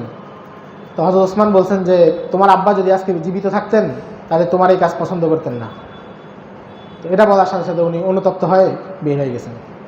তো মুহাম্মদ বিন আবু বকর আসলে এখানে কেন জড়াইছেন, এটা নিয়ে আব্দুল্লাহ ইবনে ওমর রাদিয়াল্লাহু তাআলা আনহুকে জিজ্ঞাসা করা হয়েছিল যে উনি কেন জড়াইছিলেন। তো মূলত হয়েছে উনি ওনার কাছে কিছু টাকা পাইতো। তো এই টাকাটা উনি অনেকদিন ধরে দিচ্ছিলেন না। পরে হযরত ওসমানের কাছে বিচার গেছে, হযরত ওসমান জোরপূর্বক চাপ দিয়ে টাকাটা ওনার কাছ থেকে আদায় করে নিয়েছেন। এই কারণে ওনার একটা রাগ ছিল, ব্যক্তিগত রাগ থেকে উনি তাতে জড়াই গেছিলেন। তো প্রথম 2-3 জন ব্যর্থ হয়ে গেল। এরপরে তাদের মূল নাটের গুরু 9 থেকে 10 জন তারা তরবারি হাতে ঢুকছে, এবং আল মাউতুল আসওয়াদ, কালো মৃত্যু নামে এক লোক প্রথম হযরত ওসমানের ঘাড়ে আঘাত করে, এবং হযরত ওসমান পড়ে গেলে কোরআন শরীফের উপর পড়ে যান, এবং একের পর এক কোপ দিতে থাকে, তরবারি আঘাত করতে থাকে। হযরত ওসমান রাদিয়াল্লাহু তাআলা আনহুর স্ত্রী নাইলা রাদিয়াল্লাহু তাআলা আনহা, উনি ছুটে আসেন স্বামীকে বাঁচানোর জন্য। উনি স্বামীর উপরে উপুর হয়ে পড়েন, মানে নিরাপত্তা দেওয়ার জন্য। তখন উনাকেও আঘাত করতে থাকে এবং ওনার হাত পায়ের আঙ্গুল কেটে ফেলেন কোপের কারণে। তো এর মধ্যে ওই যেই সাহাবীরা সকালে বের হয়ে গেছিলেন, যাদেরকে বের করে দেওয়া হয়েছিল, তারা তো একটা অপেক্ষায় ছিলেন যে কিছু একটা ঘটবে। ওনারা তো বেশি দূরে যান নাই, চিৎকার চেঁচামেচি শুনে ওনারা চলে আসছেন। আব্দুল্লাহ ইবনে জুবাইর আসছেন, হাসান হোসেন রাদিয়াল্লাহু তাআলা আসছেন, এসে ওনারা লড়াই করা শুরু করছেন এদের সাথে। তো ওনাদের হাতে এদের বেশ কয়েকজন ওখানেই নিহত হয়েছে, মানে হযরত ওসমানের হত্যাকারী কয়েকজন ওই রুমেই নিহত। আবার ওনারাও অনেকে আহত হয়েছেন, যেমন হযরত আব্দুল্লাহ ইবনে জুবাইর খুব আহত হয়েছেন, ওনার শরীরে অনেকগুলো আঘাত ছিল। মারওয়ান ইবনুল হাকাম মারাত্মক আহত হয়েছেন, তীব্র যুদ্ধ হইল এবং কয়েকজন খুনি হচ্ছেন টাস করে বের হয়ে গেছে। তার মানে এখন কি দেখলাম যে খুনিদের একাংশ ওখানেই নিহত হয়েছে আর কয়েকজন খুনি বের হয়ে গেছে। এখন হযরত ওসমান রাদিয়াল্লাহু তাআলা আনহু কার আঘাতে শহীদ হয়েছেন, কারা ওনাকে আঘাত করছে, মানে রুমে যারা ঢুকছে সবাই কিন্তু আঘাত করার সুযোগ পায় নাই, হত্যা করে নাই, কিছু মানুষ করছে। এখন ওনাকে কারা আঘাত করছে এটার কোনো প্রত্যক্ষদর্শী নাই। হযরত ওসমান তো শহীদ, আর একমাত্র প্রত্যক্ষদর্শী ছিলেন নায়েলা, তিনি তো উপর হয়েছিলেন হযরত ওসমানকে নিরাপত্তা দেওয়ার জন্য। পিছন থেকে কারা আঘাত করতেছে এটা তুমি দেখেননি। যাই হোক, এটা ছিল 18 জিলহজ, ইফতারের আগ মুহূর্ত। ওই যে নবীজি বলছেন ইফতার এসে করেও, ইফতারের আগ মুহূর্ত হযরত ওসমান শহীদ হলেন। পুরো মদিনায় একটা শোকের পরিবেশ, কারণ হযরত ওমর রাদিয়াল্লাহু তাআলার ঘটনা ছিল আকস্মিক, কিন্তু হযরত ওসমানের ঘটনা তো একটা দীর্ঘমেয়াদী জিনিস, সবাই খুব শোকে। এবং অনেকে জিজ্ঞাসা করে যে সময় সাহাবিরা কোথায় ছিলেন। সাহাবিরা তো ছিলেন মদিনা অনেকে, কিন্তু হযরত ওসমান যে সবাইকে নিষেধ করছেন, এবং ওনার নিষেধটা তো শুধু ব্যক্তির নিষেধ না, খলিফাতুল মুসলিমিনের নিষেধ, এটা অমান্য করার সুযোগ নেই। আলী রাদিয়াল্লাহু তাআলা বারবার বলছেন যে আমরা লড়াই করি, উনি বলছেন যে না, আপনি করার দরকার নেই। তো আলী রাদিয়াল্লাহু তাআলা পরে একটু মদিনার বাইরে চলে গেছিলেন, মানে মনের কষ্ট যে আমি থাইকাই দৃশ্য দেখতে পারবো না, এমন একটা অবস্থান ছিল। তো রাতে হযরত ওসমানের লাশ ওইভাবেই ছিল। পরদিন ওনার জানাজা হয় মসজিদে নববীর সামনে, মারওয়ান ইবনুল হাকাম ওনার জানাজার ইমামতি করেন। আব্দুল্লাহ ইবনে জুবাইর তখনও আহত, হাসান রাদিয়াল্লাহু তাআলা আনহু আহত, ওনাদেরকে চিকিৎসা দেওয়ার ব্যবস্থা চলতেছিল। এখন পুরা মদিনায় তখন 700 বিদ্রোহী অন্তত, এদের মধ্যে কেউ আছে খুনি, কেউ খুনির ইন্ধনদাতা, কেউ আছে ঘর অবরোধকারী, কেউ আছে ঘর অবরোধকারী মদিনায় ঢুকছে। এক স্তরের অপরাধী না, বিভিন্ন স্তরের। সবচেয়ে বড় সমস্যা হলো মদিনার নিরাপত্তা। খলিফা তো নিহত হলেন, এখন সামনে কি হবে, এটা নিয়ে একটা সবার মধ্যে দ্বিধাদ্বন্দ্ব প্রশ্ন যে এখন সামনে কি হবে। 3 দিন এভাবে চলে গেল, কোনো খলিফা নাই, কোনো দায়িত্ব নাই, সব অবকাঠামো ভেঙে পড়ছে। যেটা হয় ওই অপরাধীরা টহল দিচ্ছে, 700 মানুষ মদিনা টহল দিচ্ছে, বিভিন্ন জনকে বলতেছে আপনি খলিফা হন, আপনি খলিফা হন, কেউ দায়িত্ব নিচ্ছেন না। শেষে তালহা রাদিয়াল্লাহু তাআলা আনহু, জুবাইর রাদিয়াল্লাহু তাআলা আনহু, আরও বেশ কয়েকজন সাহাবী সহ ওনারা গিয়ে হযরত আলী রাদিয়াল্লাহু তাআলা আনহুর কাছে বললেন যে আমরা আপনার কাছে বায়াত দিতে চাই। কারণ হযরত ওসমানও যখন ওই ওনার বিরুদ্ধে এই ঝামেলাগুলো শুরু হচ্ছে, তখন উনি বলছেন যে আমার পরে আমি কাউকে দিয়ে যাব না, যদি ওসিয়ত করে যেতাম তাহলে হযরত আলীর কথা বলতাম। তো এই দিক থেকে বোঝা যায় যে ওনার ইশারা ছিল। তো ওনারা সবাই ওনার হাতে বায়াত দিয়ে দিলেন এবং আলী রাদিয়াল্লাহু তাআলা মসজিদে নববীতে খুতবা দিলেন। তালহা ইবনে উবাইদুল্লাহ, জুবাইর ইবনুল আওয়াম, ওনারা নিজেরা গিয়ে কিন্তু আলী রাদিয়াল্লাহু তাআলাকে বায়াত দিয়েছেন। তো খলিফা হওয়ার পর আলী রাদিয়াল্লাহু তাআলা প্রথম নির্দেশ দিলেন যে তোমরা যারা 700 মদিনার বাইরে থেকে আসছো, মদিনায় আসো, সবাই শহর ত্যাগ করো। এটা অনেক প্রথম নির্দেশ যে তোমরা দ্রুত শহর ত্যাগ করো, মদিনা ত্যাগ করো। 3 দিনের মধ্যে মদিনা ত্যাগ করো, মদিনা খালি হয়ে গেল। আলী রাদিয়াল্লাহু তাআলা সব কিছু বিষয়, নতুন দায়িত্ব পেয়েছেন, সবগুলো বিষয় তো বিশৃঙ্খল, এগুলো সব গোছাচ্ছেন। এখন ওই মুহূর্তে সাহাবায়ে কেরামের মধ্যে 4টা মত দেখা গেল। আপনারা এই পয়েন্টে একটু মনে রাখেন, তাহলে সামনের অনেকগুলো বিষয় সহজ হবে। প্রথম দলের সাহাবীদের মত ছিল যে ওসমানের হত্যাকারী যারা, এদেরকে এই মুহূর্তে শাস্তি দেওয়া হবে না, কারণ ওই যে সময়টা বিশৃঙ্খল, অপরাধী মানুষ আছে 700, কিন্তু খুনিকে এখনও নির্দিষ্ট করে জানা যাচ্ছে না। ঘর অবরোধ করেছে কিন্তু খুন করে নাই, এমন অনেকে আছে। মদিনায় ঢুকছে কিন্তু ঘর অবরোধ করে নাই, এমন অনেকে আছে। মদিনার বাইরে অবস্থান করছে কিন্তু মদিনায় ঢুকে নাই, এমন অনেকে আছে। নানা স্তরের লোক আছে। এখন ফিতনার এই অবস্থায় এই মুহূর্তে যাচাই করা সম্ভব না। পরিস্থিতি একটু শান্ত হোক, তদন্ত করে উপযুক্ত শাস্তি যে পায় তাকে দেওয়া হবে, কাজে আপাতত বিচার হবে না। এই মতের পক্ষে ছিলেন আলী রাদিয়াল্লাহু তাআলা আনহু, আম্মার ইবনে ইয়াসির রাদিয়াল্লাহু তাআলা আনহু, সাহল ইবনে হুনাইফ রাদিয়াল্লাহু তাআলা আনহু, কাকা ইবনে আমর রাদিয়াল্লাহু তাআলা আনহু, ওনাদের ছিল এই মত। দ্বিতীয় একটা মত ছিল যে আমরা আলী রাদিয়াল্লাহু তাআলা আনহুকে বায়াত দিয়ে দিচ্ছি, উনি খলিফা, কিন্তু বিচারটা করতে হবে, হযরত ওসমানের খুনির বিচার এখনই করতে হবে। এই মত ছিল আয়েশা রাদিয়াল্লাহু তাআলা আনহা, তালহা ইবনে উবাইদুল্লাহ রাদিয়াল্লাহু তাআলা আনহু, জুবাইর ইবনুল আওয়াম রাদিয়াল্লাহু তাআলা আনহু। ওনাদের মত কি, বায়াত দিয়ে দিচ্ছি, বিচার করেন দ্রুত। তৃতীয় মত ছিল মুআবিয়া রাদিয়াল্লাহু তাআলা আনহু, আমর ইবনুল আস রাদিয়াল্লাহু তাআলা আনহু, ওনাদের যে যতক্ষণ বিচার না করবেন বায়াত দিব না, আগে খুনিদের বিচার করেন পরে বায়াত।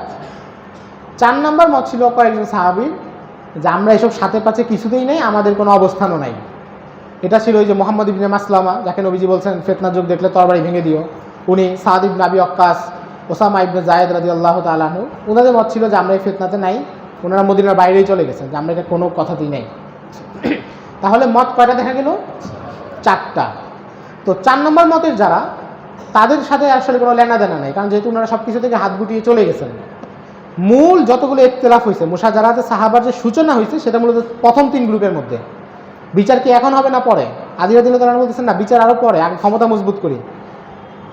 আম্মাজান আয়েশা রাদিয়াল্লাহু তাআলা আনহা ওনারা বলতেছেন যে বায়াত দিচ্ছি, বিচার করেন। মুআবিয়া রাদিয়াল্লাহু তাআলা বলতেছেন যে না, বিচার না করলে বায়াত হবে না। 3টা মত। আম্মাজান তখন মক্কায়, ওই যে হজের সফরে গেছেন, এখনও আসেন নাই। মক্কায় শাহাদাতের খবর পৌঁছে গেছে, উনি কাবা শরীফের চত্বরে কালো পর্দা টাঙ্গিয়ে জনগণের উদ্দেশ্যে ভাষণ দিয়েছেন, এবং খুব আবেগঘন ভাষণ, তারিখের প্রায় সব কিতাবেই আছে, লম্বা ভাষণ। এবং সেখানে তিনি বলছেন যে তোমরা কোন অবস্থায় আছো? ওসমানকে হত্যা করা হয়েছে, তোমরা এখনো নিশ্চুপ বসে আছো, তাদের খুনিদের বিচার করবা না? তো প্রায় 600 মানুষ ওনার সাথে রেডি হয়েছে যে আম্মাজান যেই পদক্ষেপ নেবেন আমরা সেই পদক্ষেপ নিব। জুবাইর ইবনুল আওয়াম, তালহা ইবনে উবাইদুল্লাহ ওনারাও মদিনা থেকে মক্কায় চলে গেছেন, আম্মাজানের সাথে যোগ দিয়েছেন। শেষে আম্মাজান 600 জনের কাফেলা নিয়ে বসরার উদ্দেশ্যে চলে গেছেন। কারণ কি? কারণ হচ্ছে যে খুনিরা 700 জন যারা, এরা তো বসরা, কুফা বিভিন্ন শহরে চলে গেছে। আম্মাজানের নিয়ত ছিল বসরায় গিয়ে এদের সাথে লড়াই করব। এদিকে আম্মাজানের যাত্রার সংবাদ পেয়ে আলী রাদিয়াল্লাহু তাআলা চিন্তিত হয়ে গেছেন। ওনার চিন্তা হলো যে না, আমরা তো বিচারটা পরে করব। এখন যদি আম্মাজান, ওনারা তো খেলাফত বা রাষ্ট্রের কোনো দায়িত্বপ্রাপ্ত না, ওনারা গিয়েই যদি কাউকে খুনাখুনি শুরু করে দেন, যে কাউকে মেরে দেন, তাহলে রাষ্ট্রের শৃঙ্খলা থাকবে না, সবাই আইন নিজের হাতে তুলে নিবে। আলী রাদিয়াল্লাহু তাআলা চেষ্টা করলেন ওনাদের সাথে যোগাযোগ করতে, যেন আপনারা জড়ায়েন না, কিন্তু যোগাযোগ করতে পারেন নাই। আম্মাজানরা বাহিনী 600 জন নিয়ে বসরার দিকে চলে গেছেন। আলী রাদিয়াল্লাহু তাআলা আনহু মদিনা থেকে বের হয়েছেন বাহিনী নিয়ে, যে ওনাদের সাথে পথে আলাপ করবেন, বুঝাবেন, যুদ্ধ করতে না, বোঝানোর জন্য। আম্মাজানরা বসরায় গিয়ে প্রথমেই সাবাইদের একটা দলের সাথে যুদ্ধ করলেন, এবং সাবাইদের হুকাইম বিন জাবালা সহ বড় কয়েকজন নেতাকে হত্যা করলেন, এবং খুব তীব্র যুদ্ধ, সাবাইদের অনেককে তারা মেরে ফেললেন, এবং বসরায় তারা সাফল্য পেলেন। এরপর তারা চিন্তা করলেন আমরা এবার কুফায় যাব। আম্মাজানরা কুফায় গেলেন। আলী রাদিয়াল্লাহু তাআলা পথে যখন শুনলেন যে আম্মাজানরা বসরা থেকে কুফায় চলে আসতেছেন, উনি বাহিনী নিয়ে কুফায় গেলেন। তো কুফায় 2 বাহিনী মুখোমুখি হলো, যেটাকে জঙ্গে জামাল বলে, উটের যুদ্ধ। তো বাহিনীর শুরুতে মানে 2 বাহিনীর শিবির 2 পাশে। আলী রাদিয়াল্লাহু তাআলা আলোচনার জন্য কাকা ইবনে আমর রাদিয়াল্লাহু তাআলাকে পাঠাইলেন যে আম্মাজানের সাথে আপনি কথা বলেন। কাকা ইবনে আমর অনেক বড় সাহাবী ছিলেন, অনেক সাহসী মানুষ ছিলেন, ওনার ব্যাপারে প্রসিদ্ধ আছে, যেটা তারিখে খলিফা ইবনে খাইয়াতে আছে। আবু বকর রাদিয়াল্লাহু তাআলা ওনার সম্পর্কে বলতেন, লাসাউতুল কাকা ফিল জাইশি খায়রুম মিন আলফি রাজুলিন। কোনো সেনাবাহিনীতে কাকা যদি একটা হুঙ্কার দেয়, এটাই 1000 সৈন্যের চাইতে বেশি মজবুত, এত বীর যোদ্ধা ছিলেন। তো উনি আম্মাজানের সাথে গেলেন, তো গিয়ে বললেন যে আপনারা আসছেন কেন? তো আম্মাজান বললেন যে আমরা ওসমানের খুনের বদলা নিব। তো উনি বললেন যে আপনারা যদি এখন খুনের বদলা নেন, আপনারা তো বসরায় কিছু মানুষকে মারছেন, কিন্তু মেরে কি হয়েছে যে যারা মারা গেছে তাদের আত্মীয়রাও এখন আপনাদের শত্রু হয়ে গেছে। যারা মূলত শত্রু ছিল না, তাদের যে আত্মীয়রাই চক্রান্তে জড়িত ছিল না, তারাও এখন আপনাদের শত্রু। এবং দেখেন কুফায় তারাও আপনাদের বিরুদ্ধে একত্র হচ্ছে। এখন আপনি যদি ফিরে যান এখান থেকে, তার মানে তো আপনি যে দাবি নিয়ে আসছেন, দাবি বাস্তবায়ন না করে ফিরে গেলেন। আর যদি এদের বিরুদ্ধে লড়াই করেন, তাহলে আপনি গৃহযুদ্ধের দিকে ঠেলে দিলেন, সবাইকে সবার বিরুদ্ধে যুদ্ধ করলেন। মানে উনি কিন্তু প্যাচে ফেলে দিয়েছেন, মানে যেটাই করুক সমাধান নেই এমন। তা আম্মাজান বললেন যে আসলে তো ঠিক বলেছ, এটা তো সুন্দর। তো আলোচনার মধ্যে বোঝা যাচ্ছে যে আম্মাজান এখন আর যুদ্ধ চাচ্ছেন না, ওনারা ফিরে যাবেন, মানসিকভাবে প্রস্তুত। এবং আলী রাদিয়াল্লাহু তাআলার মতো যুদ্ধ করবেনই না, ওনার একটা নিয়তি নেই। এবং উনি যখন কুফায় আসতেছেন, তখন ওনাকে জিজ্ঞাসা করা হয়েছে যে আপনি আম্মাজানদের সাথে বাহিনীর সাথে এখন কী করবেন? উনি বলছেন যে তারা যেই আচরণই করুক, আমি সর্বোচ্চ ভালো ব্যবহার করবো, কোনো অবস্থায় ভালো ব্যবহার বদলাবো না, যেহেতু আম্মাজান এখানে আছেন। আর আম্মাজানের অবস্থা কি, যে এখন উনি ফিরে যাবেন, এটা কাকা ইবনে আমরকে উনি বলতেছেন, মানসিকভাবে প্রস্তুত। এখন ওই যে চক্রান্তকারী, তাদের তো চেষ্টা কি যে ফিতনা বাধায় থাকুক। যদি আম্মাজান চলে যান, আলী রাদিয়াল্লাহু তাআলা শান্তভাবে সব হ্যান্ডেল করার সুযোগ পান, তারা তো এটা জানে যে আলী রাদিয়াল্লাহু তাআলা তাদেরকে ধরে ফেলবেন। আলী রাদিয়াল্লাহু তাআলা তাদেরকে মদিনায় ছাড় দিয়েছেন তো পরিস্থিতির কারণে, কিন্তু আলী রাদিয়াল্লাহু তাআলা তো বিচক্ষণ সাহাবী, উনি তো সাধারণ মানুষ না, 4 খলিফার একজন। তো উনি তো বিচক্ষণ সাহাবী, উনি তো ধরে ফেলবেন। তো তাদের ভয় ছিল। তারা করলো কি, 2 বাহিনী শিবিরে আছে, তো তারা দুই বাহিনীতে ঢুকে গেল। তখন তো আর ইউনিফর্ম নাই, বাংলাদেশ আর্মির ড্রেস একটা, ইন্ডিয়ান আর্মির ড্রেস একটা, আপনি আপনার বাহিনীতে অন্য লোক ঢুকলে চিনতে পারবেন এমন তো না। সবাই তো মুসলিম সমাজের লোক, পোশাক করে দুই বাহিনীতে ঢুকে গেছে, ঢুকে দুই বাহিনী থেকে নিজেরা তীর মারামারি শুরু করছে। এখন আম্মাজানের বাহিনীর সদস্যরা দেখতেছে কি, আলী রাদিয়াল্লাহু তাআলার বাহিনী থেকে তো আমাদের উপর আক্রমণ করা হচ্ছে। আলী রাদিয়াল্লাহু তাআলার বাহিনীর লোকেরা কি দেখতেছে, আর আম্মাজানের বাহিনী থেকে আমাদের উপর আক্রমণ করা হচ্ছে। এখন আপনি যখন দেখবেন যে আপনার উপর আক্রমণ হচ্ছে, তখন আপনি আগে কি আলোচনা হয়েছে পরে কি আলোচনা হবে এটা তো মাথায় রাখার সুযোগ নেই, আপনাকে যান বাঁচাইতে হবে ব্যাস। এবার দুই বাহিনীর সাধারণ সৈন্য যারা তারাও যুদ্ধে জড়ায় গেল। আলী রাদিয়াল্লাহু তাআলা অবাক, আম্মাজান অবাক, যে যুদ্ধ শুরু হয়ে থেকে কে আক্রমণ করলো, কীভাবে হলো। এখন যুদ্ধ তো শুরু হয়ে গেছে, আপনি মারামারি যখন লেগে গেছে তা থামানো তো আর এক মুহূর্তের কাজ না। ওনারা চেষ্টা করতেছেন, সেনাবাহিনী এরা বলতেছেন, কিন্তু ওই অবস্থাও দেখেন তালহা ইবনে উবাইদুল্লাহ রাদিয়াল্লাহু তাআলা আনহু এক সাবাইর হাতে উনি মারা যাচ্ছেন, এক সাবাই আলী রাদিয়াল্লাহু তাআলার বাহিনী একজন ওনাকে মারতেছে। তো ওই সময় উনি বললেন যে তুমি আলীর কাছে বললো যে আমি ওনার বায়াত আবার নবায়ন করে যাচ্ছি। তার মানে আবার ব্যাপারটা বুঝেন, এটা একটা পয়েন্ট, ওনারা কিন্তু বায়াত ভঙ্গ করেন নাই, বায়াত অস্বীকারও করেন না, বায়াত আগেই দিচ্ছেন, এমনকি ইন্তেকালের মুহূর্তে বলতেছেন বায়াত আবার নবায়ন করতেছি। ওনাদের জায়গা ছিল যে শুধু যে বিচারটা এখন করেন। জুবাইর ইবনুল আওয়াম যখন দেখলেন যুদ্ধ শুরু হয়ে গেছে, উনি বলেন যে এই ফিতনাতে আমি নেই, উনি বের হয়ে গেছেন, যুদ্ধ ময়দান থেকে বের হয়ে মদিনার পথ ধরছেন। পথে ওই সাবাই গ্রুপের একজন তাকে পেয়ে শহীদ করে দিয়েছে। উনি যুদ্ধক্ষেত্রে মারা যান নাই, বাইরে মারা গেছেন, মুসান্নাফ ইবনে আবি শাইবার বর্ণনা। তো এভাবে যুদ্ধ চলতেছে। পরে কাকা ইবনে আমর আলী রাদিয়াল্লাহু তাআলা বললেন যে এভাবে হবে না, যুদ্ধ থামানো যাবে না, আমার কাছে বুদ্ধি আছে। বুদ্ধি কি? বললো যে উম্মুল মুমিনিন যেখানে অবস্থান করতেছেন, উনি একটা ওটের উপর অবস্থান করতেছিলেন, ওটের উপর একটা ঘরের মতো যেটাকে হাওদা বলে, হাওদার ভিতরে উম্মুল মুমিনিন, আর তাকে চারপাশ থেকে আব্দুল্লাহ ইবনে জুবায়ের, মারওয়ান ইবনুল হাকাম ওনারা নিরাপত্তা দিচ্ছেন। কারণ সাবাইদের একটা টার্গেট ছিল যে তারা উম্মুল মুমিনিনকেও মেরে ফেলবে, আর তেলে তো আরও ফিতনা আরও বাড়বে। তখন কথা হবে কি, উম্মুল মুমিনিনকে যেই মারো কথা হবে যে আলী রাদিয়াল্লাহু তাআলা আনহু বাহিনী মারছে, তাই না? তো কাকা ইবনে আমর বললেন যে আমাকে দায়িত্ব দিন, আমি যাই। উনি যেহেতু সাহসী মানুষ, উনি সবাইকে হটায়া সটায়া একদম উম্মুল মুমিনিনের ওটের কাছে চলে গেছেন। উম্মুল মুমিনের চারদিকে পাহারা ছিল, কিন্তু উনি সেটাও ভেদ করে ভিতরে চলে গেছেন, গিয়ে উম্মুল মুমিনের ওটের মধ্যে আঘাত করছেন। উম্মুল মুমিনের ওটের পা কেটে গেছে, ওট পড়ে গেছে, উম্মুল মুমিন নেমে গেছেন। উনি তাড়াতাড়ি পর্দার পাশে গিয়ে বলছেন যে উম্মুল মুমিনিন আপনি আমার সাথে চলেন, আপনি যদি আমার সাথে চলেন এই যুদ্ধ এখন থামানো যাবে, আর নইলে এই যুদ্ধ থামবে না। উম্মুল মুমিনিন বলছেন যে যুদ্ধ থামানোর জন্য যা করা দরকার করো। তো উনি একদম সম্মানের সাথে উম্মুল মুমিনিনকে নিয়ে আলী রাদিয়াল্লাহু তাআলা শিবিরে চলে আসছেন। এখন উম্মুল মুমিনের শিবিরে কি দেখলো, উম্মুল মুমিনের যে পতাকা যা ছিল সব বন্ধ। এবার যুদ্ধটা খুব দ্রুত বন্ধ হয়ে গেল। তো পরে তো ওনারা দুজনেই বুঝছেন যে এখানে আসলে কোনো পক্ষেরই দোষ নেই, এটা পুরোই হচ্ছে চক্রান্তকারীরা বাধাইছে। এবং উম্মুল মুমিনিন পরে উনি তো ইন্তেকাল করেছেন 56 হিজরিতে, আরও প্রায় 20 বছর জীবিত ছিলেন। উনি সবসময় আফসোস করতেন যে আমি যদি আরও 20 বছর আগে, এই ঘটনারও 20 বছর আগে মারা যেতাম, যদি আলীর বিরুদ্ধে আমাকে দাঁড়াইতে না হইতো, যদি এই ঘটনাগুলো না ঘটতো, রক্তগুলো না ঝরতো। এবং আলী রাদিয়াল্লাহু তাআলা তালহা ইবনে উবাইদুল্লাহর লাশ করে নিয়ে বলছেন যে আমি সাক্ষী দিচ্ছি যে আপনি আমার হাতে বায়াত অবস্থায় ইন্তেকাল করেছেন।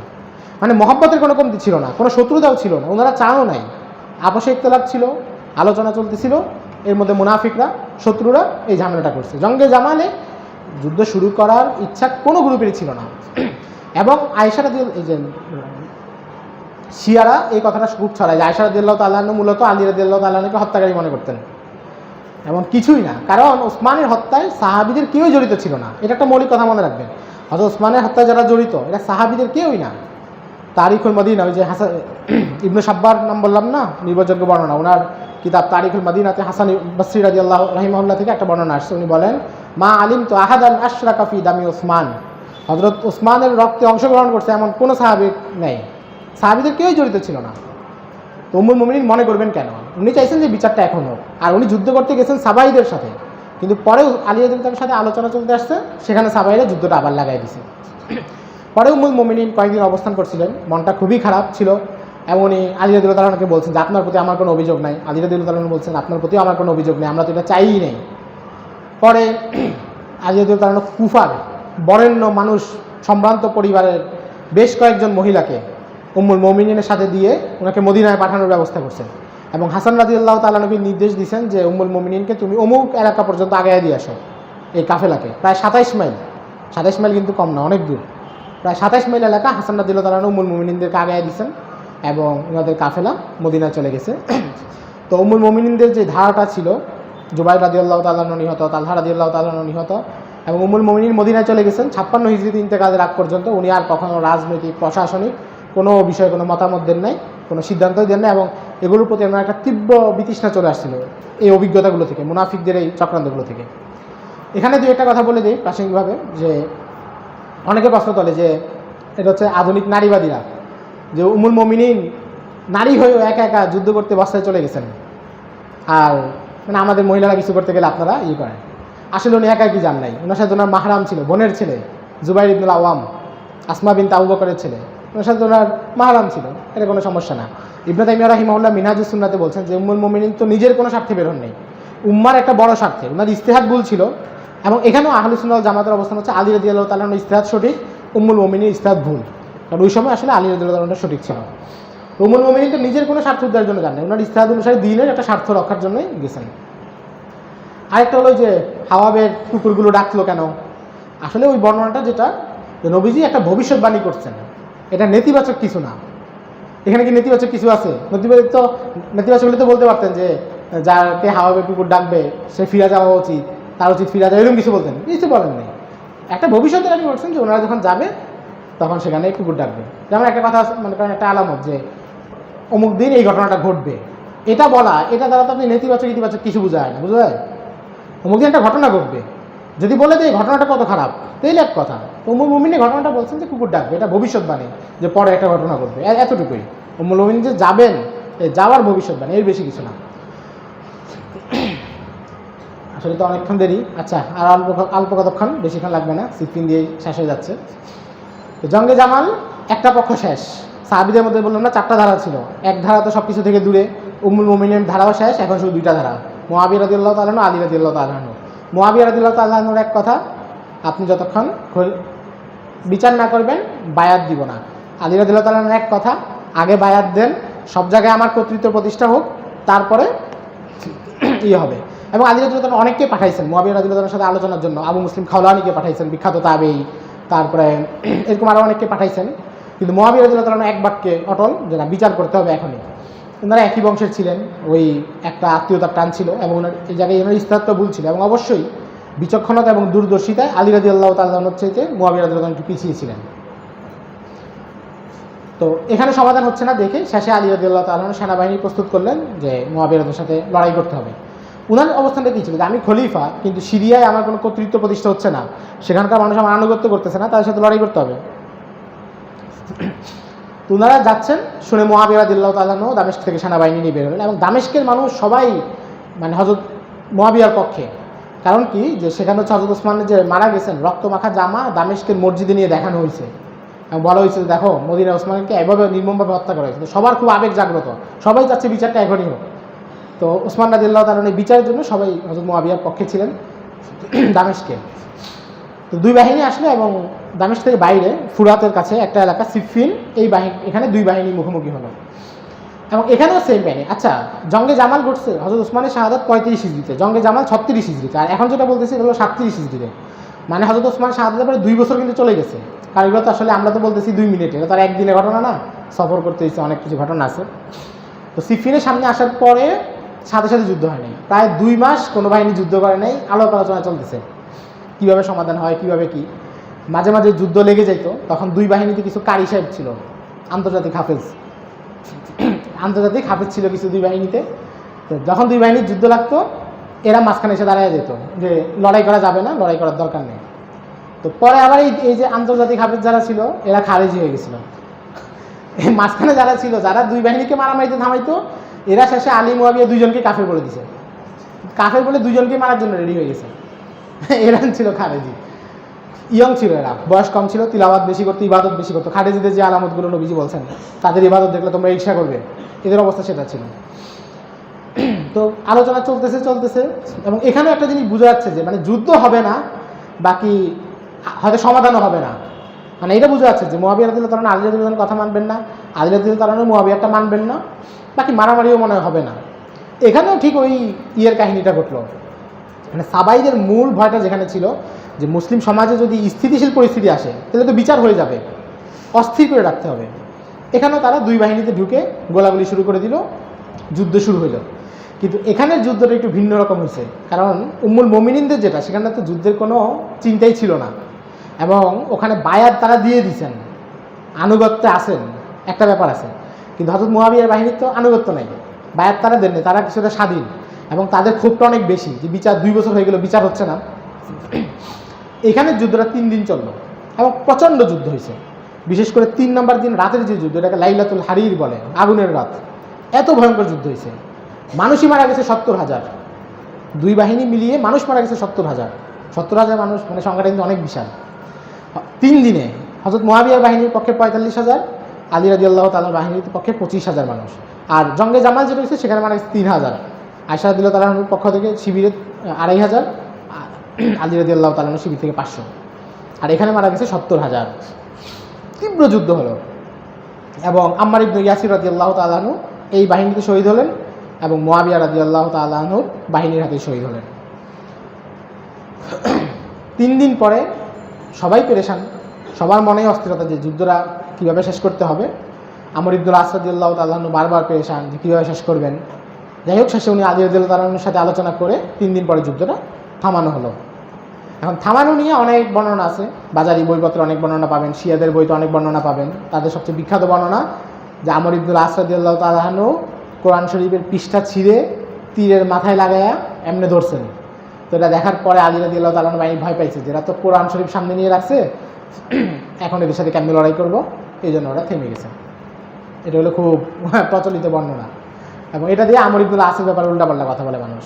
আসলে এটা হলো আবু মিকনাফের বর্ণনা, ওই যে আপনাদের এখানে যার ব্যাপারে শুরুতেই বলে আসছি, লাইসা বিশাইইন, ইয়াহিয়া ইবনু মাইনের বক্তব্য, তার ব্যাপারে কিছুই নাই লোক।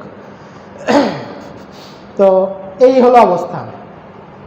এর মধ্যে 3 দিন পরে যুদ্ধটা থামলো, আসলে হচ্ছে আলোচনার মাধ্যমে থামছে, কিন্তু যুদ্ধ থামছে, আলোচনাতে মীমাংসা হয় নাই, এবং যুদ্ধে কোনো জয় পরাজয় হয় নাই যে এক বাহিনী জিতছে আরেক বাহিনী হারছে, এমন না।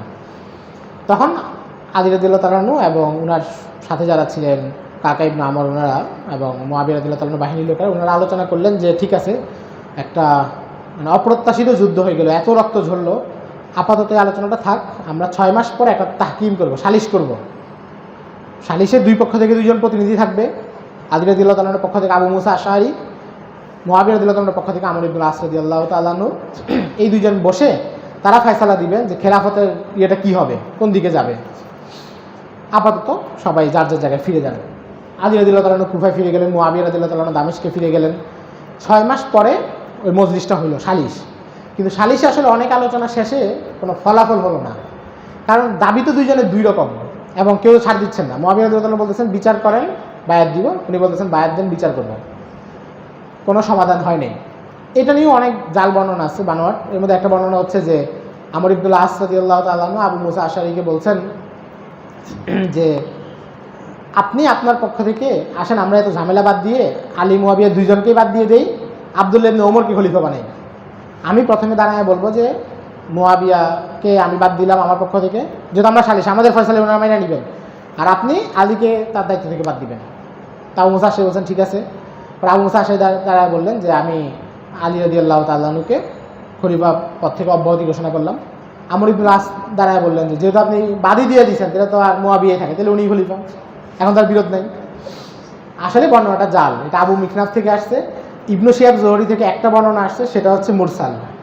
ওই যে ইবনু শিহাব জোহরি যে মুরসাল গ্রহণযোগ্য না, ওই সনদে এটা আসছে। কারণ কি, এখানে সবচেয়ে বড় কথা হচ্ছে আবু মুসা আশআরী তো অনেক বড় ফকিহ সাহাবী ছিলেন, এত কাঁচা কাজ করার লোক তো উনি না। আলী রাদিয়াল্লাহু তাআলা যাকে এই অধিকার মীমাংসার জন্য দায়িত্ব দিয়েছেন, উনি এত কাঁচা কাজ করার তো লোক না। বরং সহিহ সনদে যেগুলো আসছে, যেটা আহমদ ইবনে হাম্বলের ফাজাইলুস সাহাবা সহ আরও আল মুজামুল কাবিরের বর্ণনা, সেগুলো সামনে আসছে। সেখানে জানা যায় যে আলোচনাটা অমীমাংসিতভাবে শেষ হয়েছে।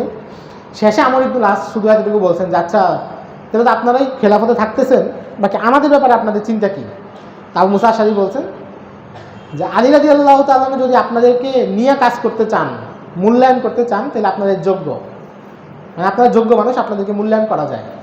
আবার আলী রাদিয়াল্লাহু তাআলা যদি আপনাদেরকে ছাড়া কাজ করতে চান, তাহলে তিনিও সেটার যোগ্য, মানে উনিও এতটা যোগ্য যে আপনাদেরকে ছাড়াও উনি কাজ করতে পারবেন।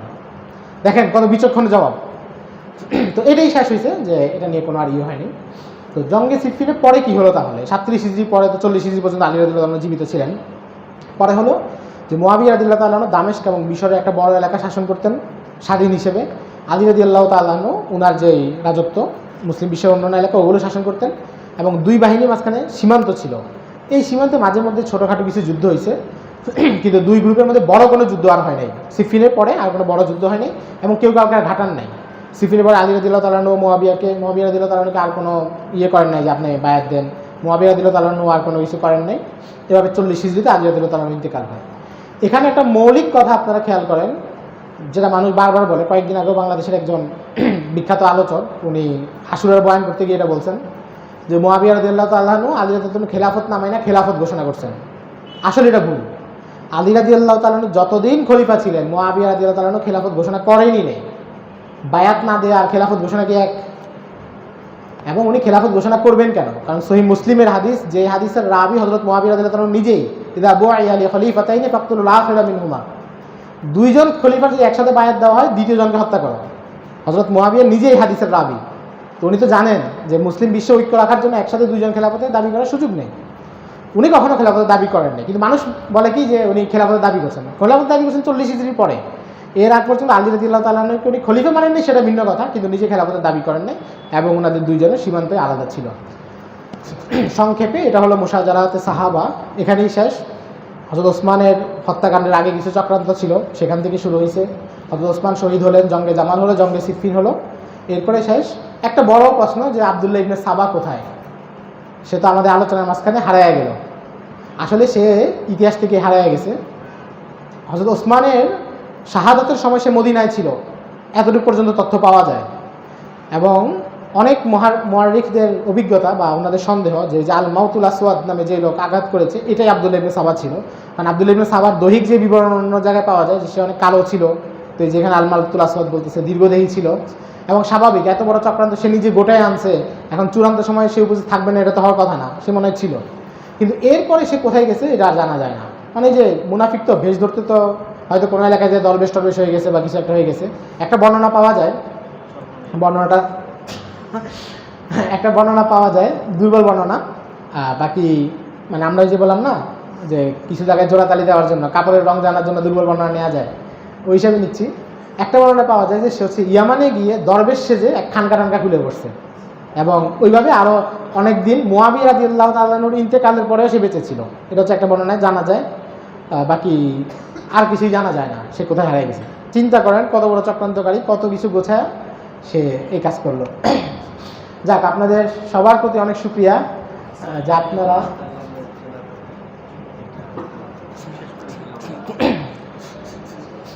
আচ্ছা। হযরত আলী রাদিয়াল্লাহু তাআলা হযরত বলছেন শেষ একটু তাকিমা শেষ করে দিতে। আলী রাদিয়াল্লাহু তাআলা আনহুর পরে 6 মাস হাসান রাদিয়াল্লাহু তাআলা আনহু শাসন করেছিলেন, উনি খলিফা ছিলেন।